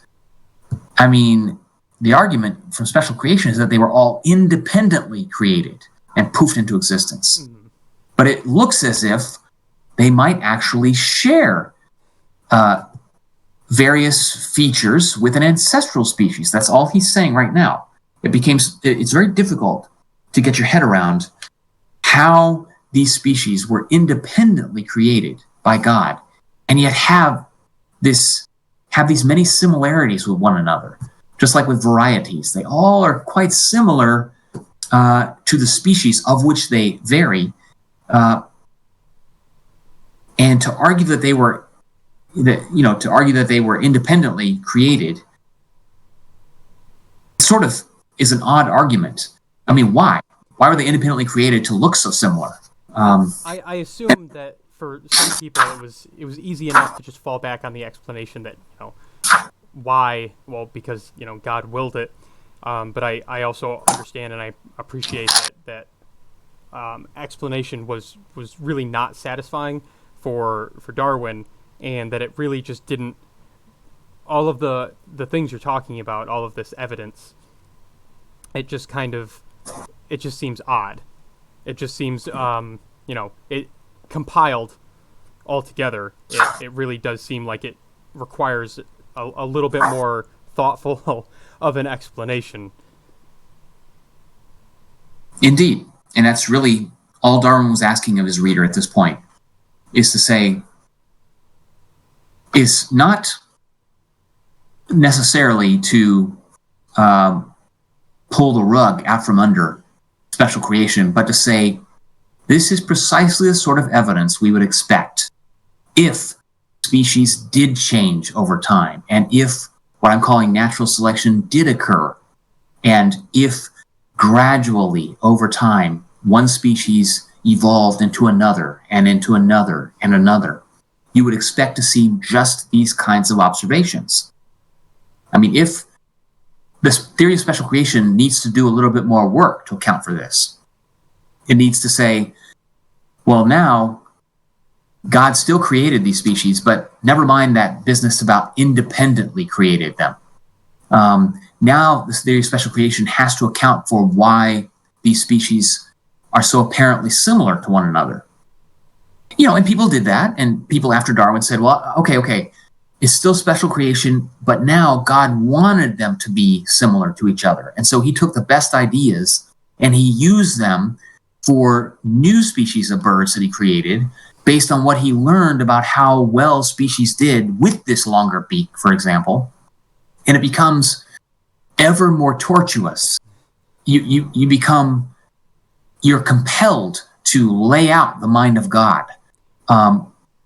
Why? Because that's what you believe, or that's your interpretation of Genesis, or whatever revelation has been granted to the local preacher or priest. Right. So let's turn now to the struggle for existence. Yes. If we could. Yep. Okay. Now, this is a crucial chapter.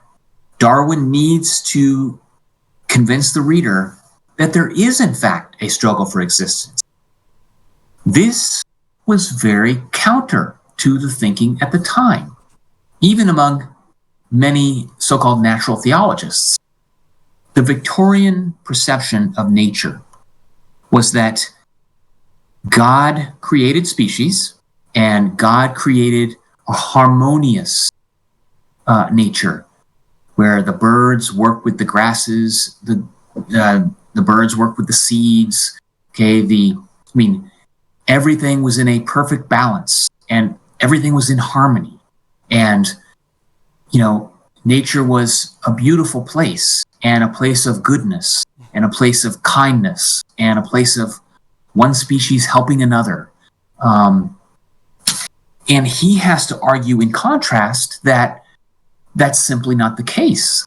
That unbeknownst to us, often, life and death is playing out, in every area of life.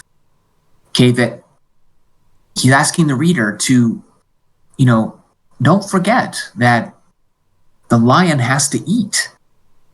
What does the lion eat? The lion eats gazelles. Do the gazelles want to be eaten? Every indication is that they don't want to be eaten. They run as fast as they can, and sometimes they are, and animals are killed. And this is going on at every level. And he goes to some pains to convince the reader that there really is an incessant struggle to survive, struggle to live. And for one species to live often means another must die, or one individual to live often means another must die. And in this chapter is where he gives his first definition of natural selection, or at least one of the first definitions. And I want to lead up to it by pointing out on page 61, he's talking about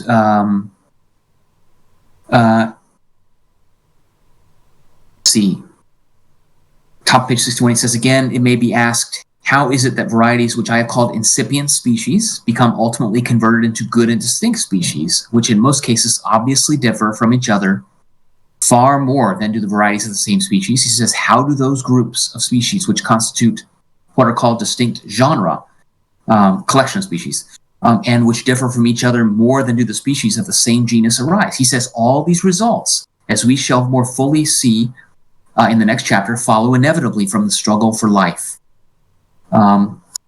He goes on to say, I have called this principle by which each slight variation, if useful, is preserved by the term of natural selection in order to mark its relation to man's power of selection. So he calls it natural selection as to distinguish it from artificial selection or man-made selection. Okay, and so here, there's a great paragraph on the next page, on page 62. He says, towards the middle third, I guess, of the chapter, of the page, he says, we behold the face of nature bright with gladness. We often see superabundance of food. Okay, he's saying, that's right, that's what we see. We do not see, or we forget, that the birds which are idly singing round us mostly live on insects or seeds, and are thus constantly destroying life. Or we forget how largely these songsters, or their eggs, or their nestlings are destroyed by birds and beasts of prey. We do not always bear in mind that though food may be now superabundant, it is not so at all seasons of each recurring year. And then he goes on page 63, just to wrap up this point here. He says, a struggle for existence inevitably follows from the high rate at which all organic beings tend to increase. Okay, so he's pushing back against the Victorian perception of the grand harmony of nature, the goodness of nature. He's saying every moment of every day, in every season of every year, individual organisms are living and dying, are being killed and are killing, and far more are produced than can possibly survive. And I think, I don't know, it's difficult for me, and maybe I'm just biased because I've been reading evolutionary or selectionist-minded stuff for a while, but it's difficult for me to get in the mindset or to understand the mindset of that Victorian era naturalist that nature is harmonious, because they must have to some degree understood that gazelles die when they're eaten by tigers and that tigers do not always catch their prey. I mean, and you look at like any David Attenborough nature documentary, and you'll see them following this group of tigers that hasn't eaten in 9 days because they don't catch their meat very often. But from this Victorian era sort of lens, it seems as though they think that the grass grows so that it can be eaten by gazelles who reproduce so that the lions can have something to eat. I mean, the lions do sometimes catch their food, so that the food must be there for them to eat, because that's what they do, or that's how it is, so that's how it must be on purpose. Yes, it is. I think it was a willful sort of avoidance of what must be going on. Okay. I mean, people weren't idiots. They knew that, birds are picked off. They knew that, pigeon breeders knew enough to know that don't breed white pigeons, because white pigeons attract attention of predators. And they will be picked off, and hawks will come down and get them. So, they must have known. And yet, I think they were blinkered by their religious sort of intuition that God is omnibenevolent, always good, and always had the best interests of every one of his creatures in mind. Right. But if you just think about that for a few minutes, that can't be right. The problem is if you start acknowledging that terrible things happen in nature, things like gazelles being chased down and ripped apart while alive, writhing in pain and calling in pain, well, then now you've got yourself in a bit of a pickle. So is your God the God that creates, lions that viciously rip apart gazelles? And it's in one form, it's sort of the problem of evil, the problem of pain, the problem of suffering. How do you explain pain and suffering and evil? Well, one way is to say that your God is not, in fact, omnibenevolent. Your God, if God created everything, then is God too? Is he evil? Well, that can't be right because he's omnibenevolent. And so I think it was much easier for people to simply avoid it and not talk about it and maintain the fiction that everything in nature is for the good. That, let's not talk about it too much, you know what I'm saying? But I think many people were aware that this is going on, but they just did their best to not think about it. And Darwin is asking them to face the facts head on, that there is a struggle for existence. You all know this. We all know this. Let's acknowledge it, and not just to acknowledge it, but because it's an important part of his theory. It's important that there is this struggle. Some organisms do survive. Some lions do eat. Okay, whatever traits, made that particular lion more successful at catching a gazelle, we can all be sorry for it and wish it were otherwise, but that lion will succeed insofar as passing on the very traits that made him successful to his offspring. Okay, all the while, some of those gazelles that were slower, those traits that made them slower will not be passed on. By definition, those that got away, those traits will be passed on to their offspring. And so I think a lot of it is just a willful blindedness to what was happening. But I think it was very important for Darwin to make the strong case that nature is riddled with death and destruction. And just as surely it is also riddled with parental love and investment and kindliness and cooperation. We cannot forget that nature is, turns just as clearly and cleanly and straightforwardly on death and suffering and failure, and that's just as important to understanding, the evolution of species. But again, it's a problem if you believe in an omnibenevolent God that creates species and manages his creations. I mean, what kind of God, subjects a baby gazelle to being torn apart by, 2 adult lions? I mean, is this some kind of psychopath? Right. I mean, this is, and again, that question has been, people have struggled with how to account for the problem of evil. It's not easy, but it's particularly difficult if you imagine that each species was created in its perfect form by an omnibenevolent God. Okay? And that's what Darwin is asking his reader to do, to think about this. And I don't know if he explicitly puts it in sort of theological terms here, but I also imagine the argument breaks down even further when you say, if God made a species to be perfectly suited to the environment in which it lives, how can some individuals of that species be more perfect than others? And they must be, if they're, better at surviving and reproducing. So not only species or conflict between different species, but conflict within same species as well just doesn't it doesn't square well with the theological explanation. No, it doesn't. No, I think, and again, I think it doesn't disprove the theory of special creation once and for all. I mean, what it does is it requires the special creationists to do some additional, they've got to make some addendums. They've got to do some additional work to make it square. And people have done that. I mean, don't get me wrong. People have done that, and people have sort of buried themselves in details and in addendums to make it square. Part of what Darwin is arguing is we don't have to do this. Natural selection is the mechanism by which species evolve, and they do evolve, they do change over time.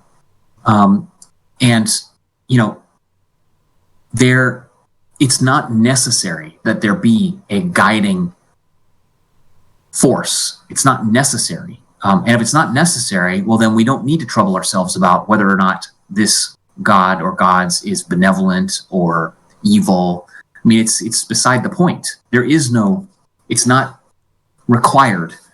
And that's just it. It's not required. That's Darwin's argument. And so, keep in mind that he is explicit at several places where he says he's not arguing that God didn't create the first life. I mean, he doesn't want to talk about how life originated. He wants to say, and he does say, I'm talking about once life is here. Once the initial form of life is here, then evolution by natural selection takes off. He's perfectly happy, at least publicly, for people to say, well, God put that life here. Okay, that's fine. And so you can see how you can have today, hundreds of millions of Christians and Muslims and other and other religions conceding evolution by natural selection while also retaining their beliefs in a supernatural sort of entity that poofed the first life into existence. Right. All right. Okay, so we're back on? Yep. Okay, great. So let's talk a little bit about chapter 4. This is the chapter that sort of where Darwin lays out natural selection, does his best to communicate what he means by natural selection. And there's a couple of things I'll highlight just at the beginning here. Let's see.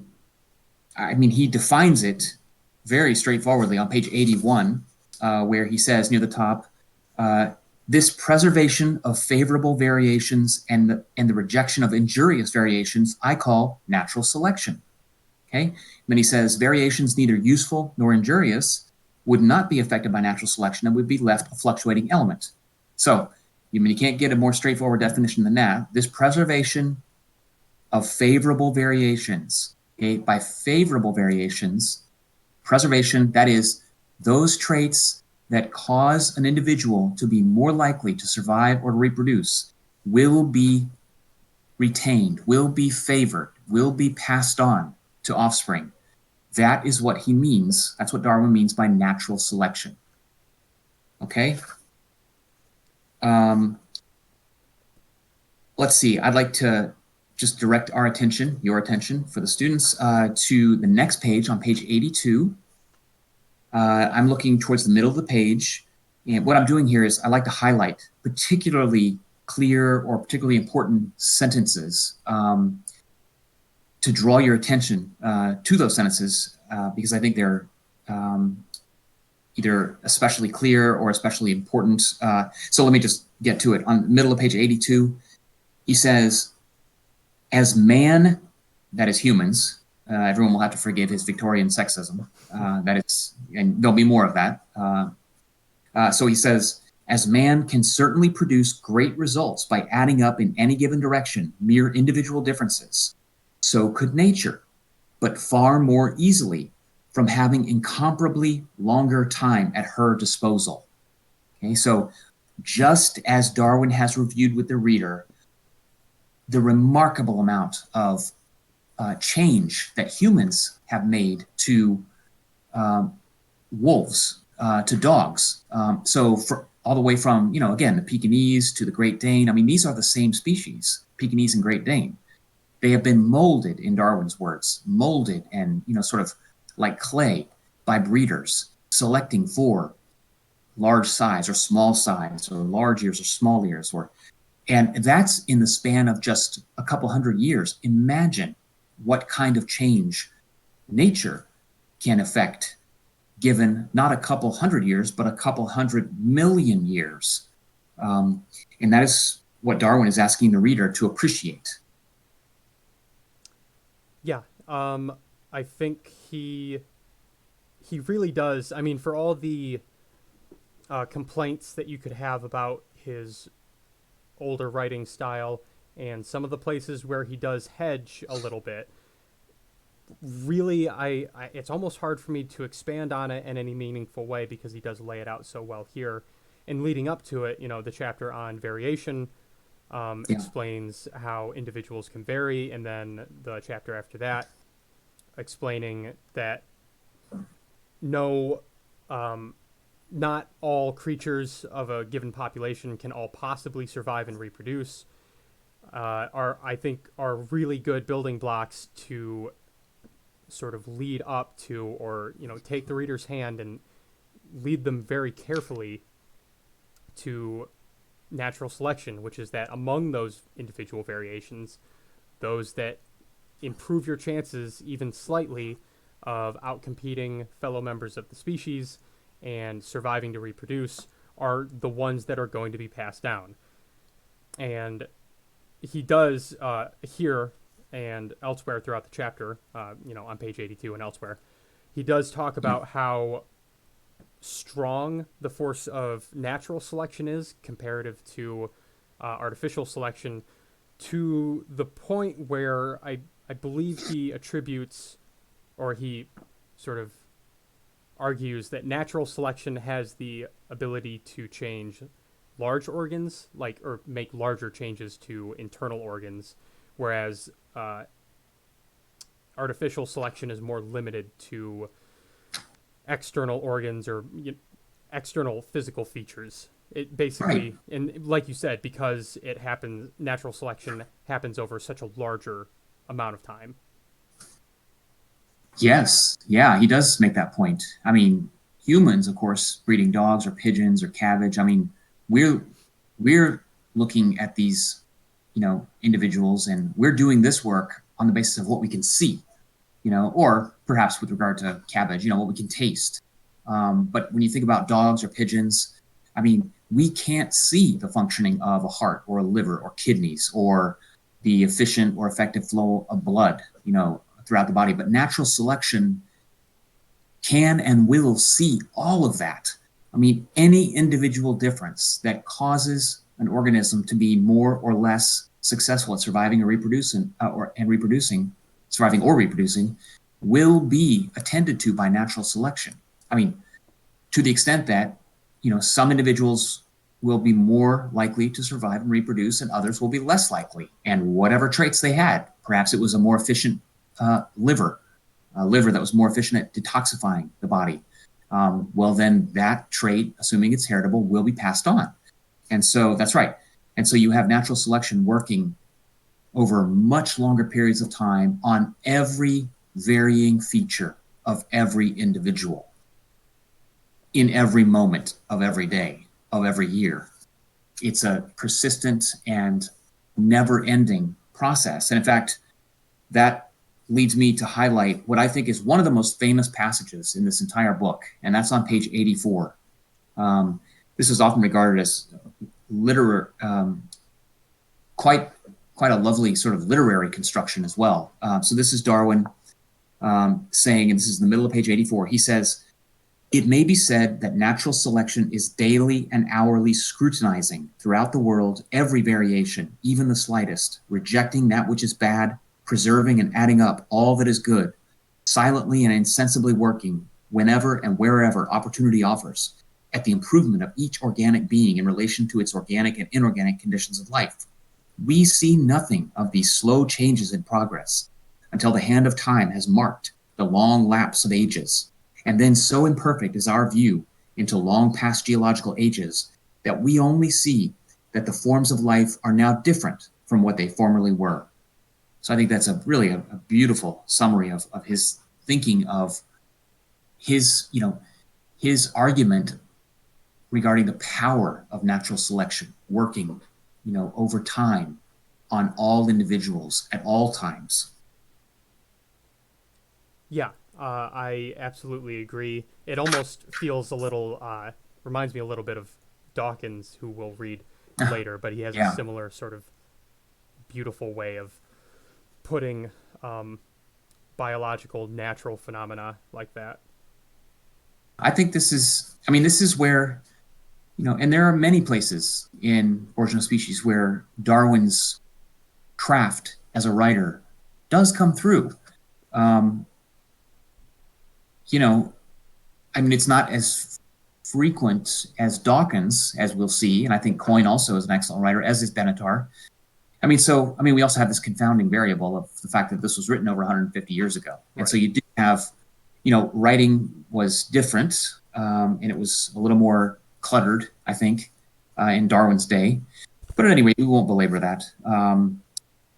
Uh, Now, very much to Darwin's credit, he in this chapter uh, mentions several potential means by which his theory could be falsified. And we'll pick this up again in a later chapter. But for now, let me just point out at the top of page 87, where he says, "What natural selection cannot do is to modify the structure of one species without giving it any advantage for the good of another species." Okay, what he's saying is this cannot be the case. What you cannot find is a trait in one species that is of no advantage to that species, but instead only serves the good of another species. That can't, if such a trait were identified, his theory would be throttled. His theory would be doomed. And he says it a little more strongly in a couple of other places. But the bottom line is, he goes on to say, and those statements to this effect may be found in works of natural history. He says, I cannot find one case which will bear investigation. And that remains true today. There has never been identified a trait in an organism, in an individual, or in a species, which appears to have evolved specifically for the benefit of a different species at no advantage, providing no advantage or no benefit to the original species. If that were found, that would be devastating to the theory of evolution by natural selection. And I think that is one of the points that Darwin makes, is one of the several points that Darwin makes that really impressed me, Yeah, given the fact that he doesn't know what the unit of selection is. He doesn't know what genes are, and yet he still asserts so strongly what seems to me like the core idea of what Richard Dawkins calls the selfish gene, but which is essentially just this idea that each individual trait in the gene that codes for it has to be in service of itself. If it's said to be in service of anything, and right. for him to assert that so strongly without knowing what the unit of selection was is really impressive. I agree. Yeah, it's one point among many for why Darwin's book was so important for laying out clearly and for the first time many of these issues. Um, Moving forward, he makes a brief but important reference to a theory that he calls sexual selection. And the background to this is that Darwin has presented this theory of evolution by natural selection, arguing that those traits that cause an individual to be more likely to survive will be selected as a consequence and will be passed on to offspring. But what do we do, or what from Darwin's perspective, he actually once wrote to a colleague. He may have actually wrote this to himself in his diary. I can't remember now, but he said something like, "The sight of a peacock makes me sick." It made him sick because it was such a ridiculous appendage this peacock, a peacock's tail is a huge, ghastly sort of extension of the peacock, which is beautiful to look at, but makes flying incredibly difficult. It serves as a wonderful means by which predators apprehend peacocks, and yet here they are. And so prior to his insights that led him to develop the theory of sexual selection, Darwin was banging his head, basically saying, how can this be? Surely this can't increase the likelihood of surviving for particular, peacocks. What he proposed was what's called sexual selection. And essentially what he argued is that if a traits can be selected for by virtue of increasing the likelihood that the individual reproduces. Okay. Now, the individual has to survive to some extent. There has to be some survival to the point of sexual maturity. But his point here is that there are many traits, particularly among males, that are extravagant, that actually can make surviving, literally surviving, that is not dying, more difficult, and yet can be selected for so long as they increase the likelihood of that individual reproducing. And in the case of peacocks, we know, and he knew, that peahens, female peafowl, is peafowl, and then within peafowl there's peacocks, which are males, and peahens, which are females. Well, he argued, way ahead of his time, that peahens actually favor some males over others. He argued that female peafowl, that is peahens, prefer mating with males with the most beautiful plumage, with the most beautiful tails, that have the most, complex, coloration, and have the most symmetrical eye spots. And he argued that can account for some of the most extraordinary traits that males display.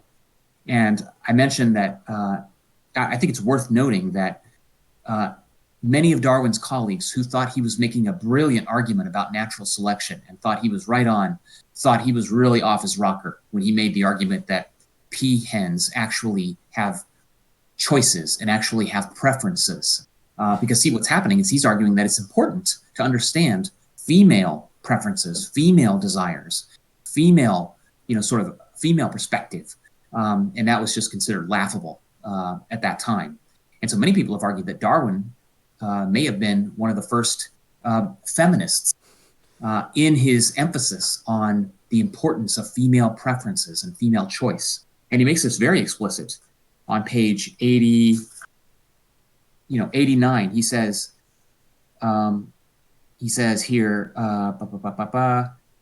I can see no good reason to doubt that female birds, by selecting during thousands of generations the most melodious or beautiful males according to their standard of beauty,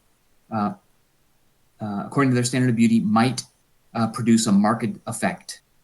And there's a place where he actually sort of apologizes for making this argument. I think he's trying to, keep his critics as much at bay as possible. He says, let me see. Is it here? He said, yeah, right before that. He says, it may appear childish to attribute any effect to such apparently weak means, that is, female preferences.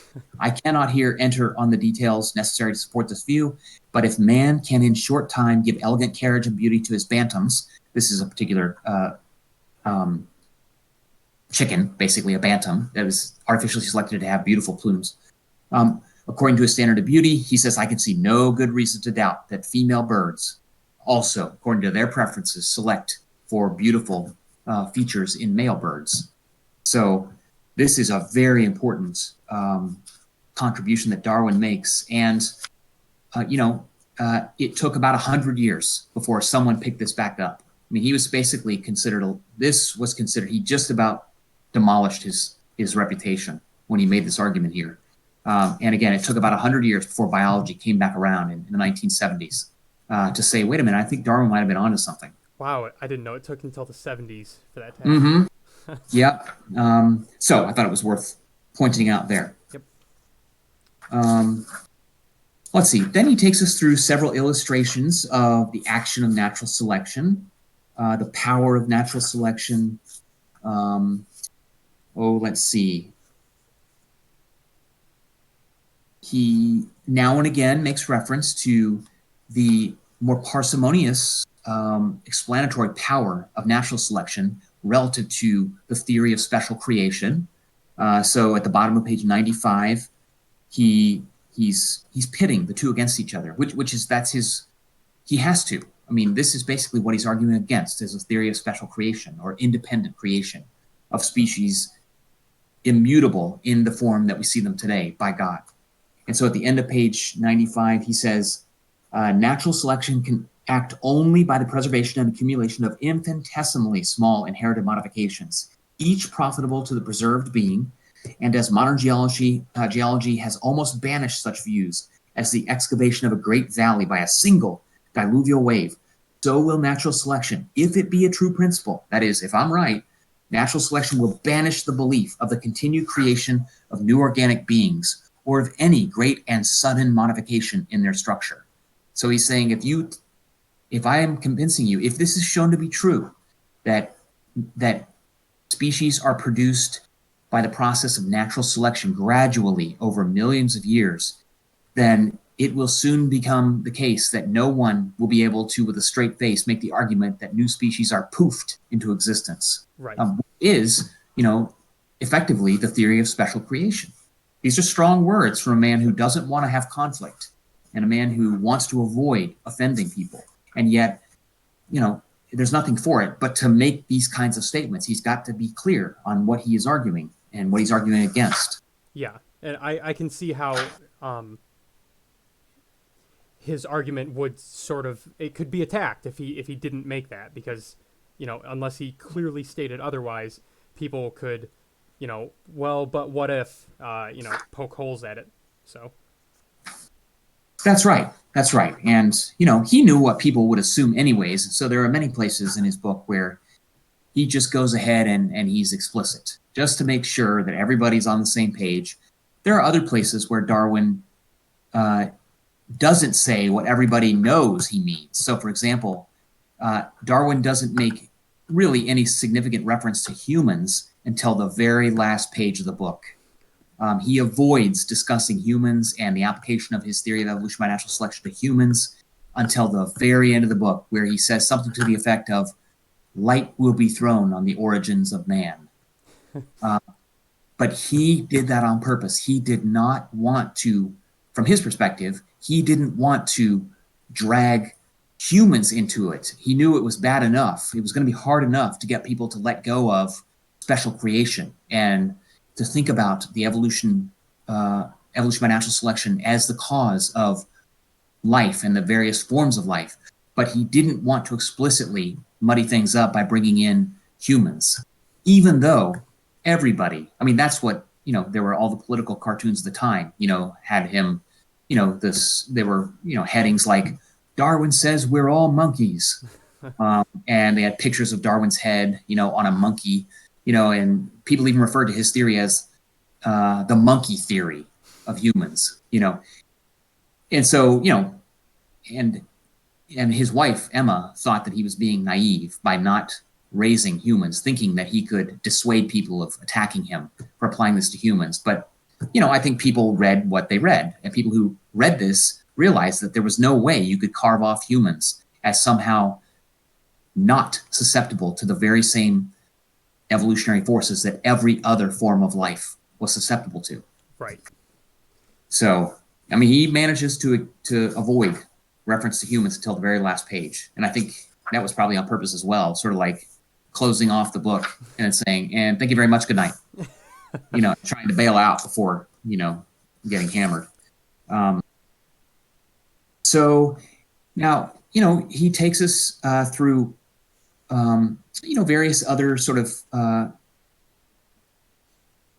contexts in which we might expect natural selection to operate, and, various contexts in which we might expect species to be more likely to evolve and less likely. So, he argues that isolation of one species, of one group of individuals from another, would facilitate speciation to the extent that they didn't interact, and they were located in different places. So you can imagine a mountain range, sort of being, you know, rising up over several million years and sort of accidentally splitting what was once a single species into two. So long as they can't interact and share genes, not in he wouldn't use these words, but if they're isolated, well, then evolution by natural selection can work in such a way that at some point they become actually different species. And if they once meet again, well, then they can't reproduce because they're different enough that there are too many stumbling blocks to that. Mm-hmm. So Darwin argued that isolation was one potential means of facilitating speciation. He had a special place in his theory for islands and the importance of island isolation. There are many species on islands that are endemic to islands. That is, they are only located on islands. Right. That is precisely what you would expect if evolution by natural selection operated on the variation that was available. So he takes us through some of these, and he'll return to these issues later in the book. I don't know if you want to grab onto something here at this point, Gavin. I didn't have anything in particular. I was going to say just that, also modern biology too does seem to recognize the importance of islands. Yes. Another point where he was just way ahead of the curve. I'm not sure. We're at about 24 minutes right now, and then we still have 5, 6, 7. So we could spend a little more time here, or we could move on. It's up to you. Okay, let me point out a couple more points then, and then we'll move forward. Yep.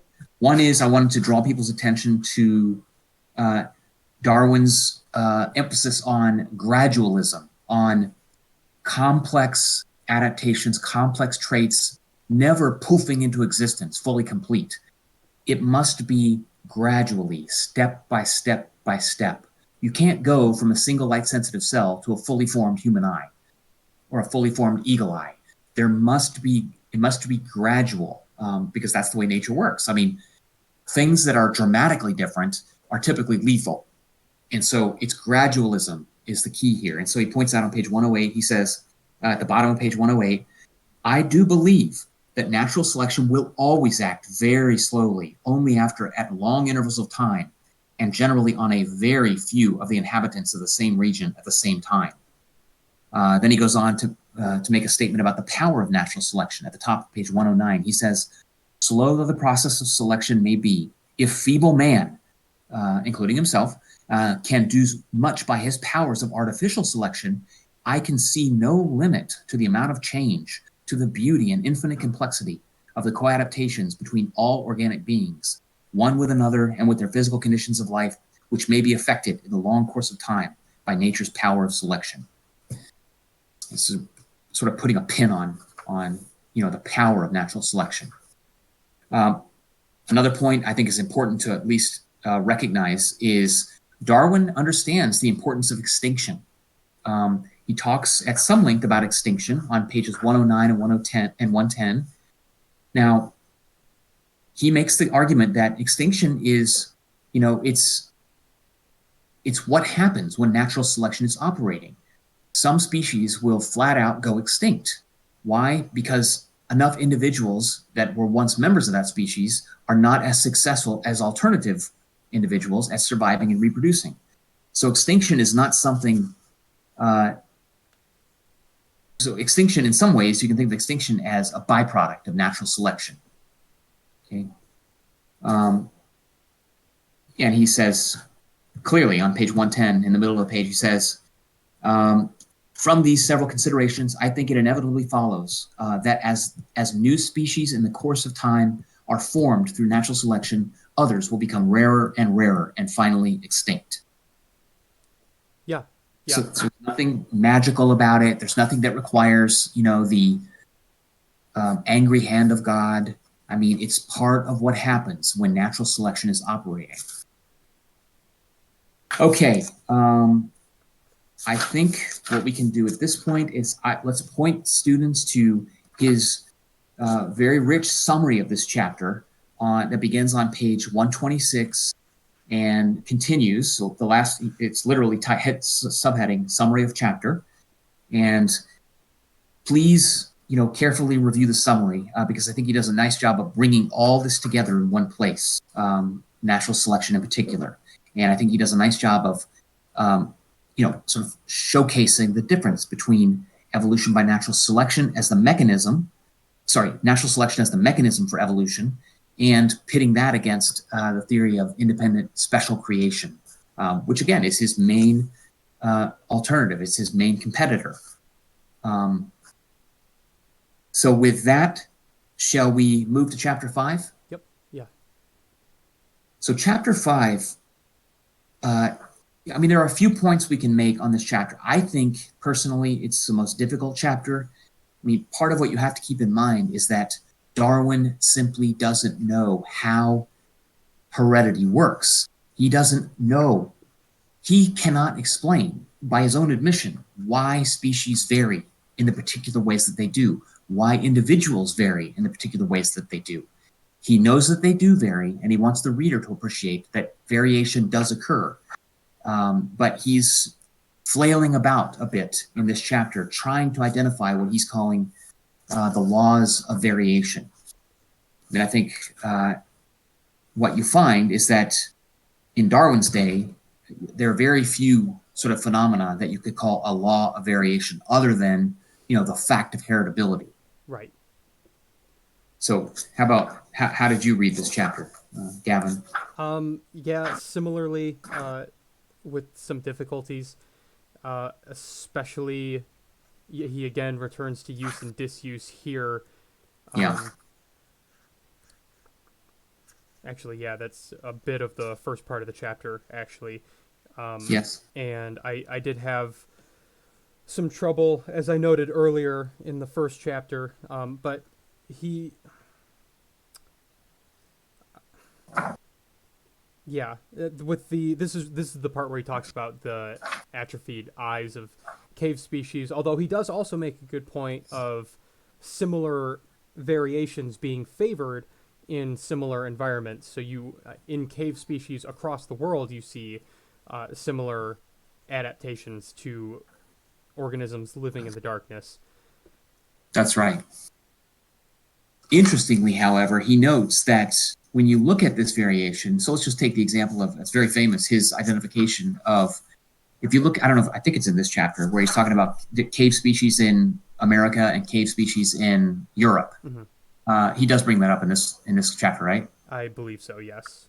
Yeah, when he's talking about, so he points out that there's, what you see among many cave species is the sort of the reduction in the complexity of the eye, in the use of vision, and as a consequence, what you often see is just the complete reduction of the eye, to the extent that there's even skin that grows over where the eye is.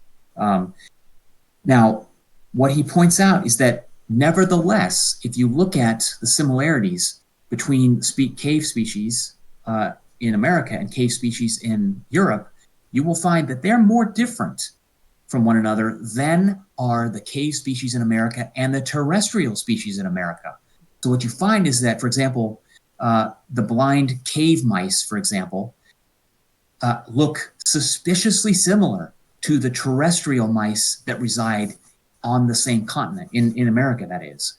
Okay. Similarly, in Europe, you find that the blind cave mice look suspiciously similar to the terrestrial mice, that is, the mice that live above ground in Europe. Right. And of course, he would argue that that's precisely what you would expect to see if indeed the mice on one continent shared ancestry more recently with the terrestrial mice, okay, with the cave and terrestrial mice in America, as opposed to the cave and terrestrial mice in Europe. And so while the eyes in both cases have reduced in size and power, for example, nevertheless, there is this very interesting similarity in the cave species and the above ground species. Now, if you wanted to account that from the theory of special creation, you'd have to argue that, well, God thought it was right that the species that lived in the cave should be similar to the species that lived above ground.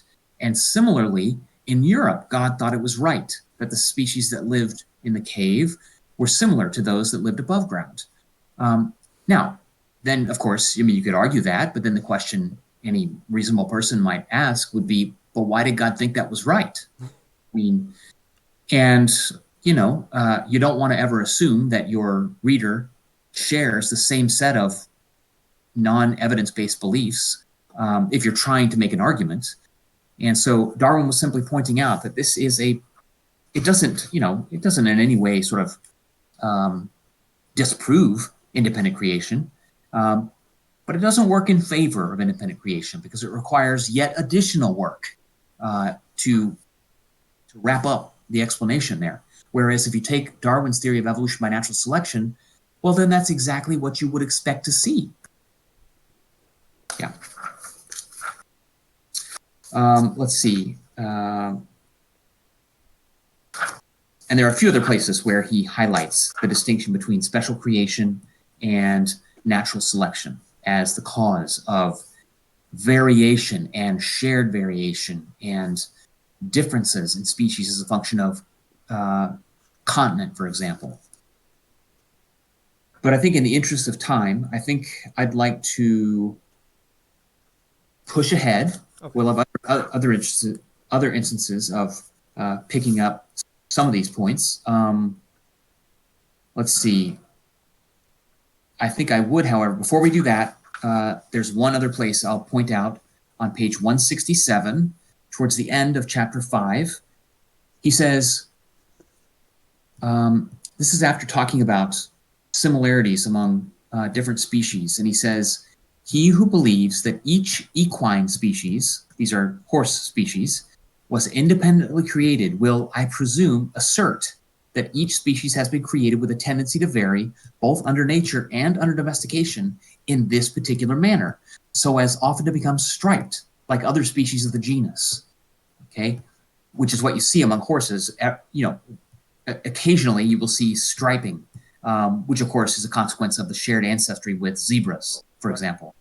And so Darwin is saying, I presume you'd have to say that each species was independently created, right, with a tendency to vary both under nature and under domestication in this particular manner, so as often to become striped like other species of the genus, and that each has been created with a strong tendency when crossed with species inhabiting distant quarters of the world to produce hybrids resembling in their stripes, not their own parents, but the species of the genus, but other species of the genus, right? And then he says, to admit this view is, as it seems to me, to reject a real for an unreal, or at least for an unknown cause.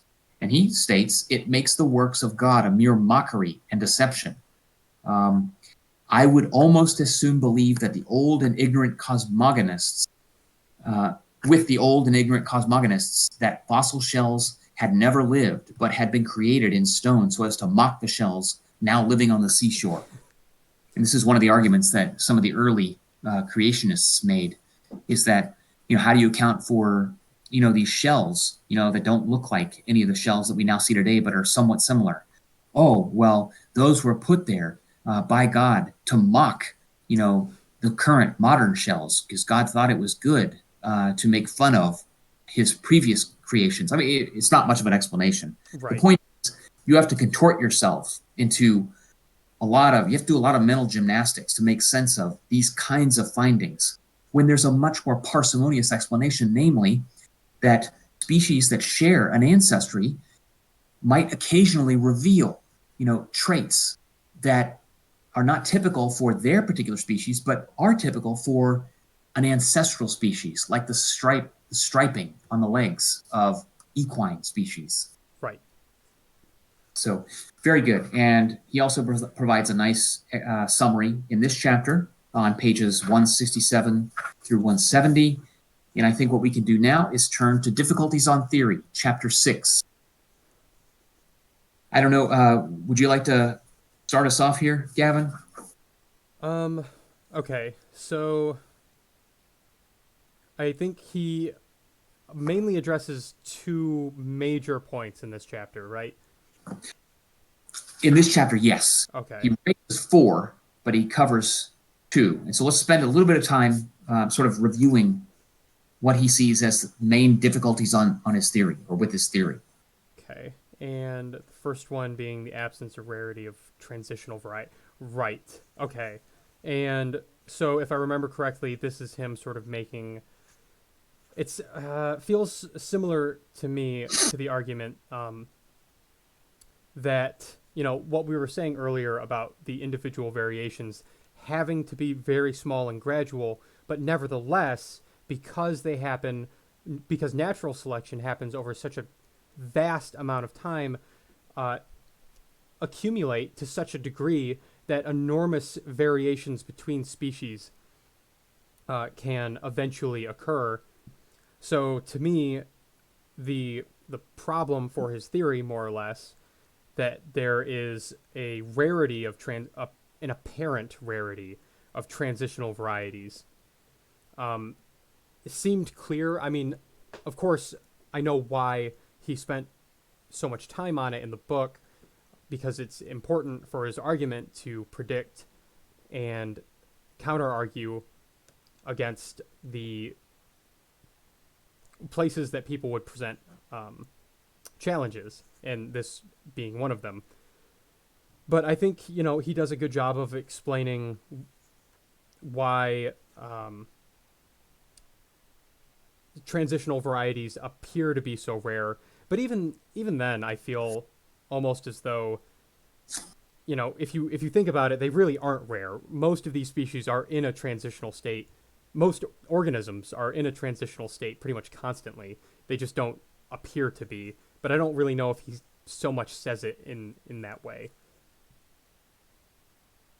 Yeah, I mean, I think just looking at how he opens, I think I think you summarized it nicely. Let me just back over how he opens up the chapter. So, and I think of this first paragraph as kind of a summary of what you're about to get. He says, in many ways, and I think he's very careful. I mean, the man is nothing if not a very careful thinker and very deliberative and very strategic in what he's doing.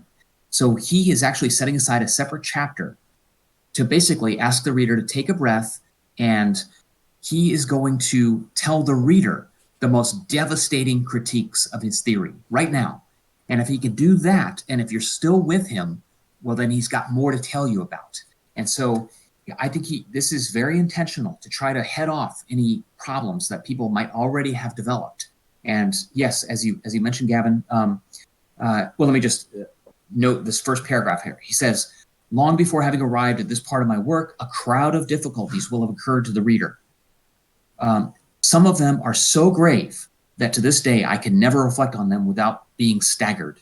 But to the best of my judgment, he says, the greater number are only apparent, and those that are real are not, I think, fatal to my theory. So he's, this is Darwin being genuine. I mean, he's not disingenuously saying, setting it up for, he's not pretending like he's nervous about these difficulties. I think he is concerned about these difficulties, but he wants to address them head on. And I think that's the mark of a good scholar, is to be able to say, here are the problems that I see.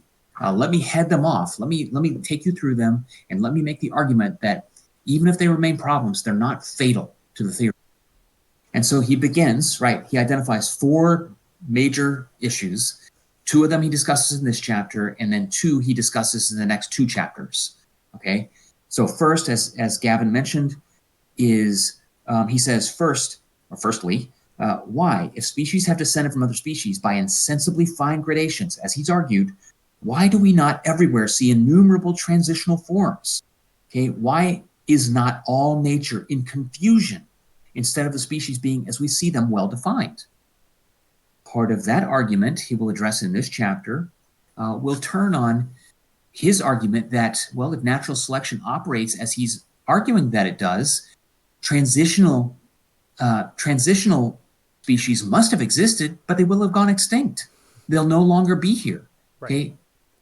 Because they were bested by species that survived more effectively, more successfully, and that reproduced more effectively and successfully. In principle, we should find a record of these transitional varieties. Unfortunately, our geographical record, our paleontological record, is very poor. It remains poor. It's far better than it was in Darwin's day. But there's a lot of things that have to go right for an organism to be fossilized. And he'll talk a little bit more about that. So he'll address that first problem. The second, he says, is it possible that an animal having, for instance, the structure and habits of a bat could have been formed by the modification of some animal with wholly different habits? In short, what he's saying is, or let me just move on to his more extreme example. He says, can we believe that natural selection could produce, on the one hand, organs of trifling importance, such as the tail of a giraffe, which serves as a fly flapper, and on the other hand, organs of what he calls organs of extreme perfection, or organs of such wonderful structure as the eye, of which we hardly as yet fully understand the inimitable perfection? So how is it, he's saying, people will say, how can your natural selection account for why we have silly traits such as a fly flapper, and you're telling me that the same process of natural selection is required to produce something as extraordinary as an eye? And in short, he's going to argue that is correct. The very same process can produce something as of trifling importance, such as a giraffe's tail, all the way to something as wonderfully complex as an eagle's eye or a human eye. But he's acknowledging that this is taxing for the reader's imagination, for the reader's intellect. It's taxing for his intellect. But nevertheless, he's arguing that it must be the case. We'll get there. Third is, can instincts be acquired and modified through natural selection? He will argue that despite misgivings and difficulties of imagination, that instincts themselves must be explicable by natural selection. We'll get to that in the next chapter. And then a fourth difficulty is, how can we account for species when crossed being sterile and producing sterile offspring, whereas when varieties are crossed, their fertility is unimpaired? He will discuss hybridism in chapter 7. Well, we won't actually talk about that. That's chapter 8. That's right. So today we're just going to take it up to instinct. But we'll get to hybridism as well, where I think he also made some very important contributions. So first, then, he tackles on the absence or rarity of transitional varieties. And part of his answer, or part of his explanation for the apparent rarity of transitional varieties, he gives at the bottom of page 172, where he says, I believe the answer mainly lies in the record being incomparably less perfect than is generally supposed. I mean, these transitional varieties must have existed, but we haven't yet found them all, or many of them. For example, a fish somewhere between, a fish with legs, for example, that transition, a variety of species that transitions between the, living in the sea and living on land. Well, first he's arguing that, first of all, we've hardly looked anywhere for fossils. I mean, in his day and age, there was very little work done on excavating fossils. I mean, he himself, was the discoverer of many fossils. I mean, people just didn't look for these things. Right. But even where they had looked, it was very limited. And so he's saying, hold on, before you, render, a final judgment, let's at least have a little bit of a look before we conclude that such transitional varieties never existed and couldn't possibly have existed. We now know, of course, that we now have, hundreds of thousands of beautiful transitional fossils, of evidence of transitional varieties, including Tiktaalik, which is a very famous fossil of a Devonian age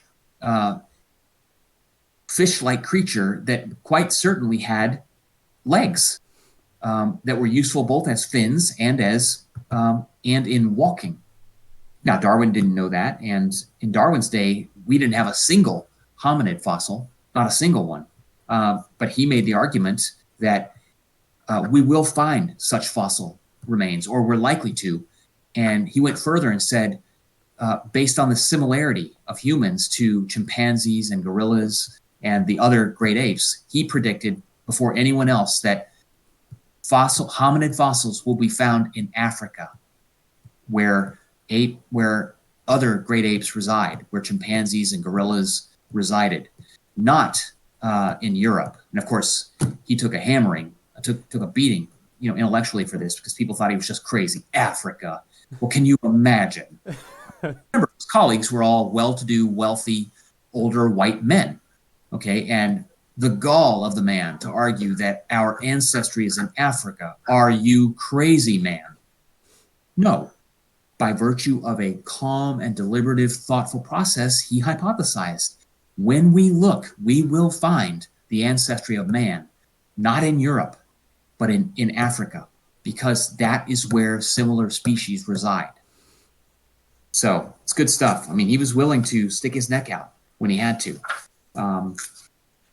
So I think we'll say not much more, if it's okay, about transitional varieties. I mean, he takes you through various examples of squirrels, for example. How, if it's the case, what he wants to argue is that any complex behavior, complex adaptation cannot arise, in one fell swoop. Instead, what you expect is gradual, selection, gradual building of complexity over time.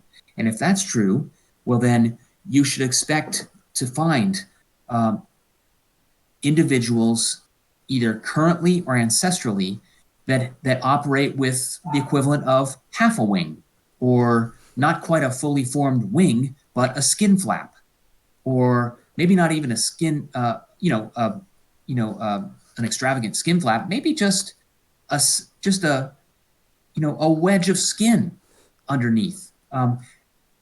And so long as that small little widget of skin made it more likely that an animal would survive on falling, well, then that will be selected for.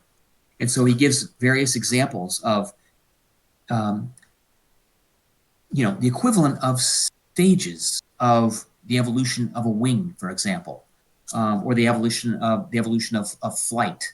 He takes you through different gradations of flight, not to suggest that that's how it evolved, but to say that if we can identify different gradations of, pseudo flight and, gliding to pseudo flight to fully formed flight, if we can identify among existing species that such gradations can occur, well, who's to suggest they couldn't have occurred in our ancestral history or in the ancestral history of the relevant species?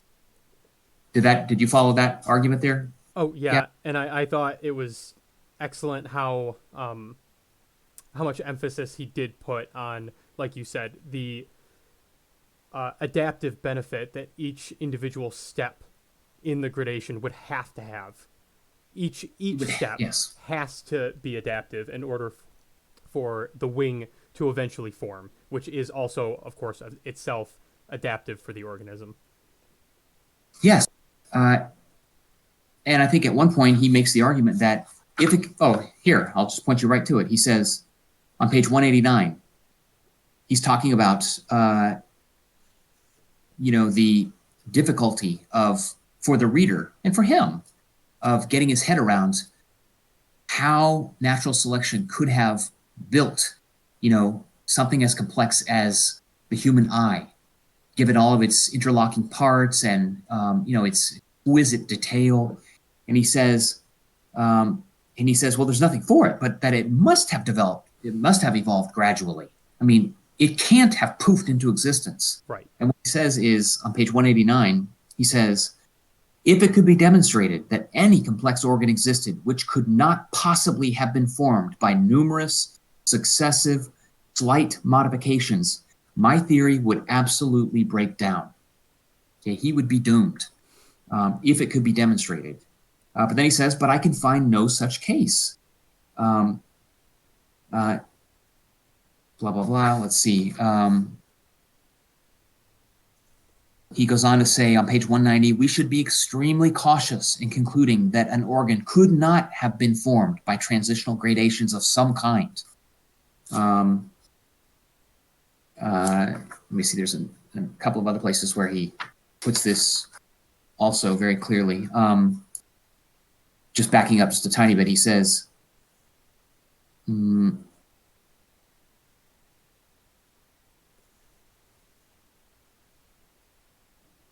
okay, let's just move to, so he uses the eye. I mean, this is the example that creationists of his day used as evidence of God. The fact that the eye exists was proof of God, because if it wasn't perfectly formed and all of the various parts and pieces and cells and, the retina and the lens and all of it, if it wasn't perfectly formed as it is, well then, that it's evidence of design. It's evidence of God. And so he wants to use this very example to approach an alternative way to think about this, which is that, no, you can get gradual evolution of tremendous complexity given enough time, and given that in each generation, whatever variation on that trait, so long as it contributes to the survival and reproduction of that individual organism, well, then it can be retained. And natural selection can, not because it's trying to, but can evolve, can produce something of extraordinary complexity. And so he's tackling the eye head on, acknowledging that it's very difficult for people to get their heads around this amount of time. And he says, on page 188, he says, he who will go thus far, if he find on finishing this treatise that large bodies of facts, otherwise inexplicable, can be explained by the theory of descent, ought not to hesitate to go further, and to admit that a structure even as perfect as the eye of an eagle might be formed by natural selection, although in this case he does not know any of the transitional grades. He says, his reason ought to conquer his imagination, though I have felt the difficulty far too keenly to be surprised at any degree of hesitation in extending the principle of natural selection to such startling lengths. He's saying, essentially, suck it up. Even if you can't imagine it, don't rule it out by that very fact. Don't rule out the possibility of slow, gradual change over time, simply on the basis of your inability to imagine that such gradations could exist. Right. Like it's wonderful. He's grabbing the bull by the horns here, and he's acknowledging this is difficult. Let's see. Okay, moving forward.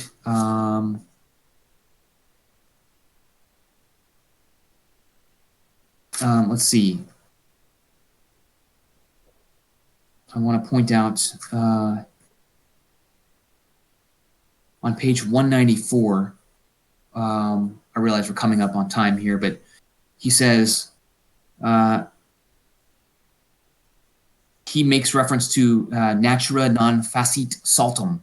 The truth of this remark, he says in the middle of page 194, is indeed shown by that old canon in natural history, natura, I'm probably not pronouncing it correctly, natura non facit saltum. He says, and this translates roughly as nature does not make a jump. So in other words, nature does not poof things into existence. There must be gradual transition. So he says, we meet with this admission in the writings of almost every experienced naturalist, or as Milne Edwards has expressed it, nature is prodigal in variety. Why, on the theory of creation, he says, should this be so? Why should all the parts and organs of many independent beings, each supposed to have been separately created for its proper place in nature, be so invariably linked together by graduated steps? Why should not nature have taken a leap from structure to structure? Well, on the theory of natural selection, we can clearly understand why she should not. For natural selection can act only by taking advantage of slight successive variations. She can never take a leap, but must advance by the shortest and slowest steps. Okay, nature does not make a jump. Okay, this is a reference to what you don't see is one species giving birth to another. I mean, what you see is evidence of gradualism, of tiny changes over time, to the extent that you see changes over time. And on the theory of independent creation, of special creation, why should this be? Well, some people of a religious persuasion have argued, well, this is God's test. God is testing humans to see if they will see this evidence and think that evolution has occurred, that changes have occurred over time, because it certainly appears that way, that gradual change has occurred over time. Um, and people have seriously made this argument that this is God's way of testing man's faith, making it appear as if changes occur, they occur gradually over time. And Darwin is saying, alternatively, changes really have occurred slowly, gradually over time. This is what you should see in nature if, in fact, his theory of evolution by natural selection is true. Right. Yeah, that seems like, um, I mean, at that point, we've talked about the other sorts of explanations that creationists have come up with to combat some of the parts of Darwin's argument, but that seems the most grasping to me. It sounds very like, the devil put dinosaur bones here Yes. to, test people's faith. So yeah. Yeah, and oftentimes these add-ons themselves now require further explanation. Right. So now, if you want to argue that the apparent gradualness of changes and the apparent linkedness, of species, um, is the work of God, as a means of testing man's faith, well, how do you know that? First of all, um, well, I know it on the basis of this passage here in this particular, chapter of the Bible. Well, but now you're asking me to presume that the Bible is in fact the Word of God. And so you're asking me to believe something not on the basis of evidence, but on the basis of what you're telling me is true. And that's taking us outside of a logical argument, an argument based on evidence. And that's what we're going for here. So again, as with many other places, this evidence for, interrelationships among different species, this evidence for gradualistic change over time, none of it definitively disproves the theory of special creation, and nor does it prove the theory of evolution by natural selection. But I think there's an argument that that evolution by natural selection is a much more parsimonious explanation for the evidence that he's presenting here. So he wraps up this chapter, as he does previous chapters, with a brief summary on what he said on these difficulties on theory. He's tackled just the first two difficulties. And then chapter 7, which will be our last chapter, we'll take the next few moments to highlight. Here, he is essentially addressing head-on the business of instinct.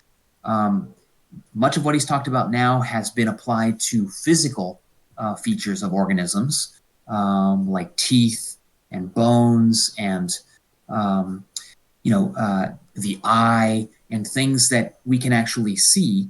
And he's basically responding to critics saying, well, surely your theory of evolution by natural selection can't possibly account for complex instincts, such as the instinct of a female cuckoo to lay her egg in the nest of another bird. And he's saying, but there's no alternative, but that it must be the case. Now, the onus is on, the researcher, the scholar, to make the case, but he's arguing that just as with physical traits, mental traits or instincts or psychological adaptations themselves must also have been produced gradually over long periods of time. It can't be the case that, one bird gave birth to another bird that had a brand new instinct, fully formed and beautifully complex to facilitate, brood parasitism, or the laying of an egg in another bird's nest. That's the point of this chapter, is to argue it all applies with full force, just as it did with regard to physical adaptations. Yes. Yeah. And I think he makes that point pretty well. And it really does. It makes sense that there's no way it couldn't be exempt if the behavior of an animal, or the instinct as he refers to it here, has a say or an impact one way or the other on whether or not that animal is able to survive and reproduce. It couldn't be exempt. And I think he did, with this chapter, sort of anticipate people's trouble with it, because, it's not a physical feature. And people, I Right. think, today still have trouble applying some key ideas in biology to animal behavior, more so than they do to animal instinct or animal physical features. But as you said, and as Darwin says here, it just can't be the case. Right. You, I mean, you can't. It's not allowed in science to say, well, this sort of stuff that might be going on in the mind or the brain of the organism, we're going to set that aside, and that's going to be magic. And we're going to say, okay, that's the arena for magic to operate. Um, I mean, you you that's not a fair move. You have to your theory, in this case, his theory of evolution by natural selection as applied to complex physical adaptations. There's absolutely no reason why it can't also be applied successfully to psychological adaptations, to instincts. Now, it may be more difficult, and it may be a harder, sort of sell, but the effort has to be made because you can't just throw up your hands and say, "All right, forget it. This is magic, and all the other stuff is going to be, the realm of, scholarly investigation." So, and he takes us through three really interesting examples. So he talks about the cuckoo, brood parasitism, how in the world might this have evolved, and he takes you through various speculative suggestions for how such a complex adaptation could possibly have evolved. And the fact that you can identify some possibilities, some of which might not be correct, suggests that it's not a doomed effort. And similarly with the so-called slave-making instinct in ants. Fascinating, and I think before Darwin, remarkably difficult to understand how this could ever have evolved. I think Darwin does a very nice job of suggesting, how such an instinct could have evolved. And his work, Gradually, even. gradually, importantly, gradually, yes. And this work is regarded by people working today as really laying out the likely solution to each one of these terribly complicated, and in many cases, he admits, very unsettling sorts of examples. And then he talks about the cell-making instinct of hive bees. How in the world such a complex adaptation could possibly have evolved? He proposes a gradualistic explanation. It turns out that in each of these cases, he was pretty much right, and that's been fleshed out in modern biology to a much greater extent than even Darwin probably could have hoped for. But what I want to draw our attention to is in his summary, I did appreciate his summary of his argument as in previous chapters, but I appreciated the way he ended this chapter where he says, finally, this is on page 243, at the bottom of page 243, he says, finally, it may not be a logical deduction, but to my imagination, it is far more satisfactory to look at such instincts as the young cuckoo ejecting its foster brothers, ants making slaves, the larvae of Ichneumonidae, a particular species of wasp, feeding within the live bodies of caterpillars, not, he says, as specially endowed or created instincts, okay, which is sort of can cause trouble for someone who's arguing for the presence of a benevolent God. So not as specially endowed or created instincts, but as small consequences of one general law leading to the advancement of all organic beings, namely, multiply, vary, let the strongest live and the weakest die. So he's saying, I mean, it's almost tongue-in-cheek. He's saying, boy, I think it's a lot preferable to see these as, specially endowed instincts. I mean, what kind of, psychopathic creator, what kind of bedeviled creator, you know, you know, brings into existence, a particular species of caterpillar that will, play host to the larvae of wasps, eating it from the inside out. I mean, that doesn't seem to Darwin as a very benevolent God.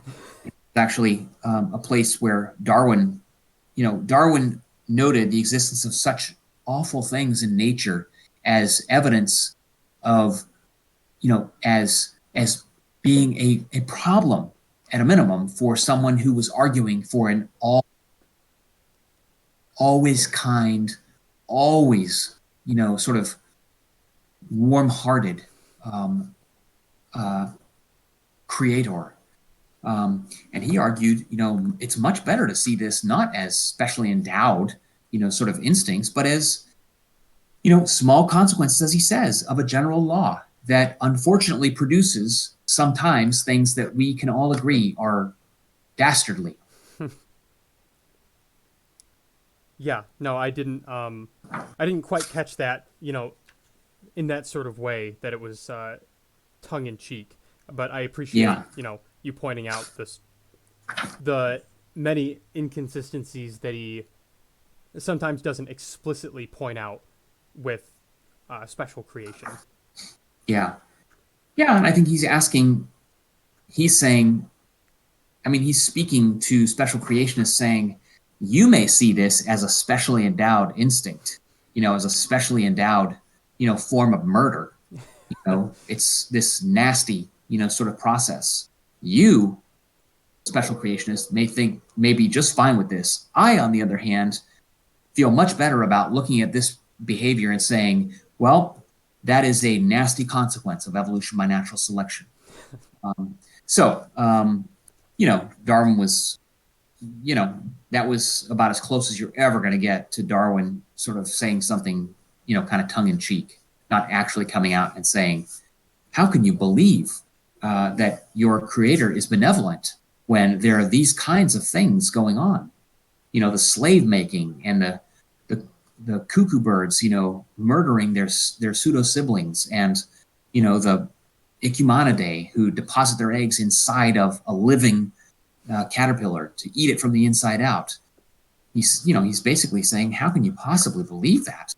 What a terrible thing to believe about or what a terrible God that might be, to have created such phenomena. So at any rate, it was sort of him poking at a hornet's nest, so to speak.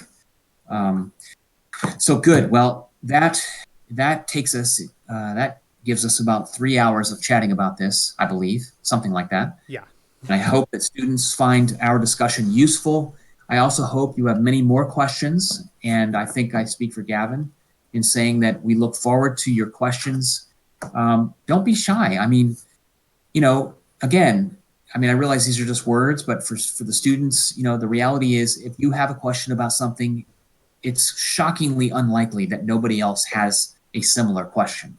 And even if you do have a unique question, well, then this is the kind of environment in which you should be able to ask it. Help us help you. Help us help you clarify where Darwin has led you astray, or where there's something, a little too quaint or strange about the Victorian prose. Gavin and I are quite certain that you're capable of understanding this. We also appreciate that it's helpful to have, instructors and fellow students, to share these ideas and these confusions with. Both Gavin and I have spent a lot more time thinking about these things and reading these things. And so, it's give us a chance to do our job. So anything else you want to add there, Gavin? Um, in the interest of time, no. I think it can be left alone for now. I am interested to see what difficulties students have with the material from this week, and then maybe Yes. next week we can address some of those. Or I might even pop into the comments on the forums and address some of your questions if I see a particular opportunity to explain something that in a way that might be more helpful to someone. So I think that would be fantastic, Gavin, if you could do that. If you could just sort of, peek in, we'll both do that and jump in. You'll know when it's us, and if it seems like it might be useful, then we can jump in. I think I want to push back against my colleagues, not here at Oakland University, but many of my colleagues who feel very strongly that that Gavin and I are basically expecting way too much of undergraduate students, that they can never possibly understand Darwin's book. You know, I I reject that. I reject that. I believe that you all are capable of understanding Darwin's theory of evolution by natural selection. I'm not saying there won't be places where you get gummed up. You will, I do, Gavin does, we all do. But there's something to be said for reading Darwin's book in the form in which it was presented. I think you will find, on balance, that it's not some impossible, you know, uh, piece of writing. Furthermore, it's not, as many of you may have been led to believe, it's not the work of a man inhabited by the devil. It's the work of a very conscientious, very smart, very thoughtful, imperfect man with lots of foibles and lots of, neuroses. And I mean, Darwin is, yes, he was a very interesting and, smart guy, but he also, he wasn't perfect. And there are places where, he could have been clearer. And that's part of what we want to help iron out. Okay? All right. That sounds good to me.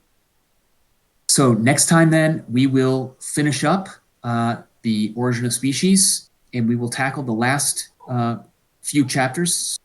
We tried to split it up almost in half. I think we may have tackled a little bit more than half this time. And please do watch the videos that Gavin posted the links for. I think it will be helpful. You will hear about Darwin. You will hear about his theory of evolution by natural selection from different sources using a different medium. So you'll be hearing it in the form of, a narrated series. You'll be hearing about it from different scholars, different researchers. And, sometimes that's, I can never quite predict, but some students, they don't, somehow listening to Dawkins talk about it in his series, something clicks for them in a way that it just didn't click for when they were. I mean, again, that's the logic for what we're doing here. And now, Gavin, so can you remind them what we expect of them in the next few days, the deadline being 9 a.m. next Saturday? Yes. So by 9 a.m. next Saturday, you should have posted to the forum in week 1 4 to 5 discussion questions that you had about this reading material that we just got done discussing, as well as commenting on the posts of 2 of your classmates' discussion questions, two classmates, and a 2-page double-spaced 12-point Times New Roman font reaction paper offering your thoughts, comments, opinions, reactions, etc. to, again, this reading, the first half of The Origin of Species. Okay, and do we want to make the videos fair game for reaction papers, or would we like them to stay focused on Origin of Species? I think in the interest of allowing students the opportunity to explore their thoughts on the theory of natural selection with as many resources as they can possibly get, in doing so, I think we should allow them to include the videos for this week. Sounds good. Well, let's do that then. So there's the 3-part series that Dawkins narrates called The Genius of Charles Darwin, and then there's the episode 1, I believe, or part 1 of PBS's series on evolution. It's called Darwin's Dangerous Idea. So it's all fair game. We do expect that you will watch those videos in the interim week or so, and then please contact us if you have questions or concerns. Otherwise, we'll look forward to seeing you virtually again next time. All right. Thanks. Yep. Thank you.